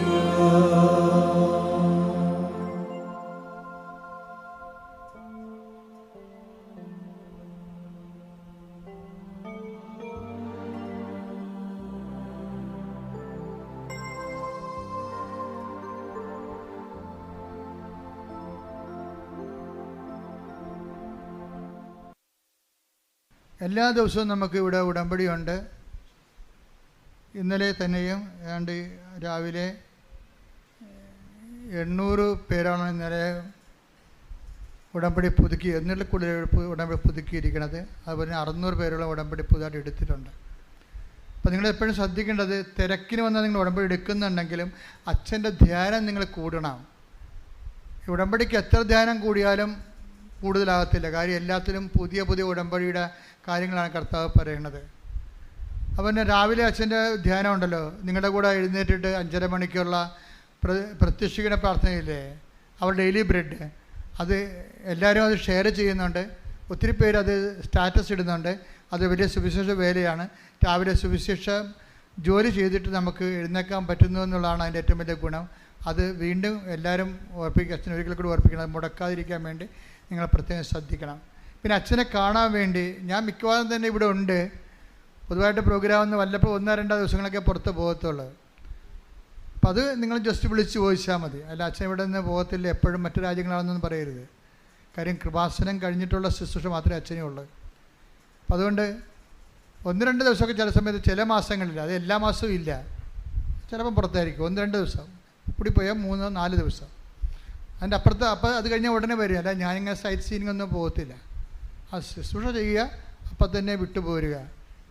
അപ്പം അതുകൊണ്ട് ഞാൻ പറഞ്ഞു വരുന്നതിൻ്റെ കാര്യം, അപ്പോൾ ഇപ്പോൾ ഒരു 2 മാസം ഇടക്ക് കൂടുമ്പോൾ, ചിലപ്പോൾ 2 മാസം കൂടുമ്പോഴാണ് ചിലപ്പോൾ ഒരു 3 ദിവസം അച്ഛൻ ഓഫ് എടുത്തിട്ട് മറ്റു രാജ്യങ്ങളിൽ പോയി ധ്യാനിപ്പിക്കുന്ന ശുശ്രൂഷ വരെ.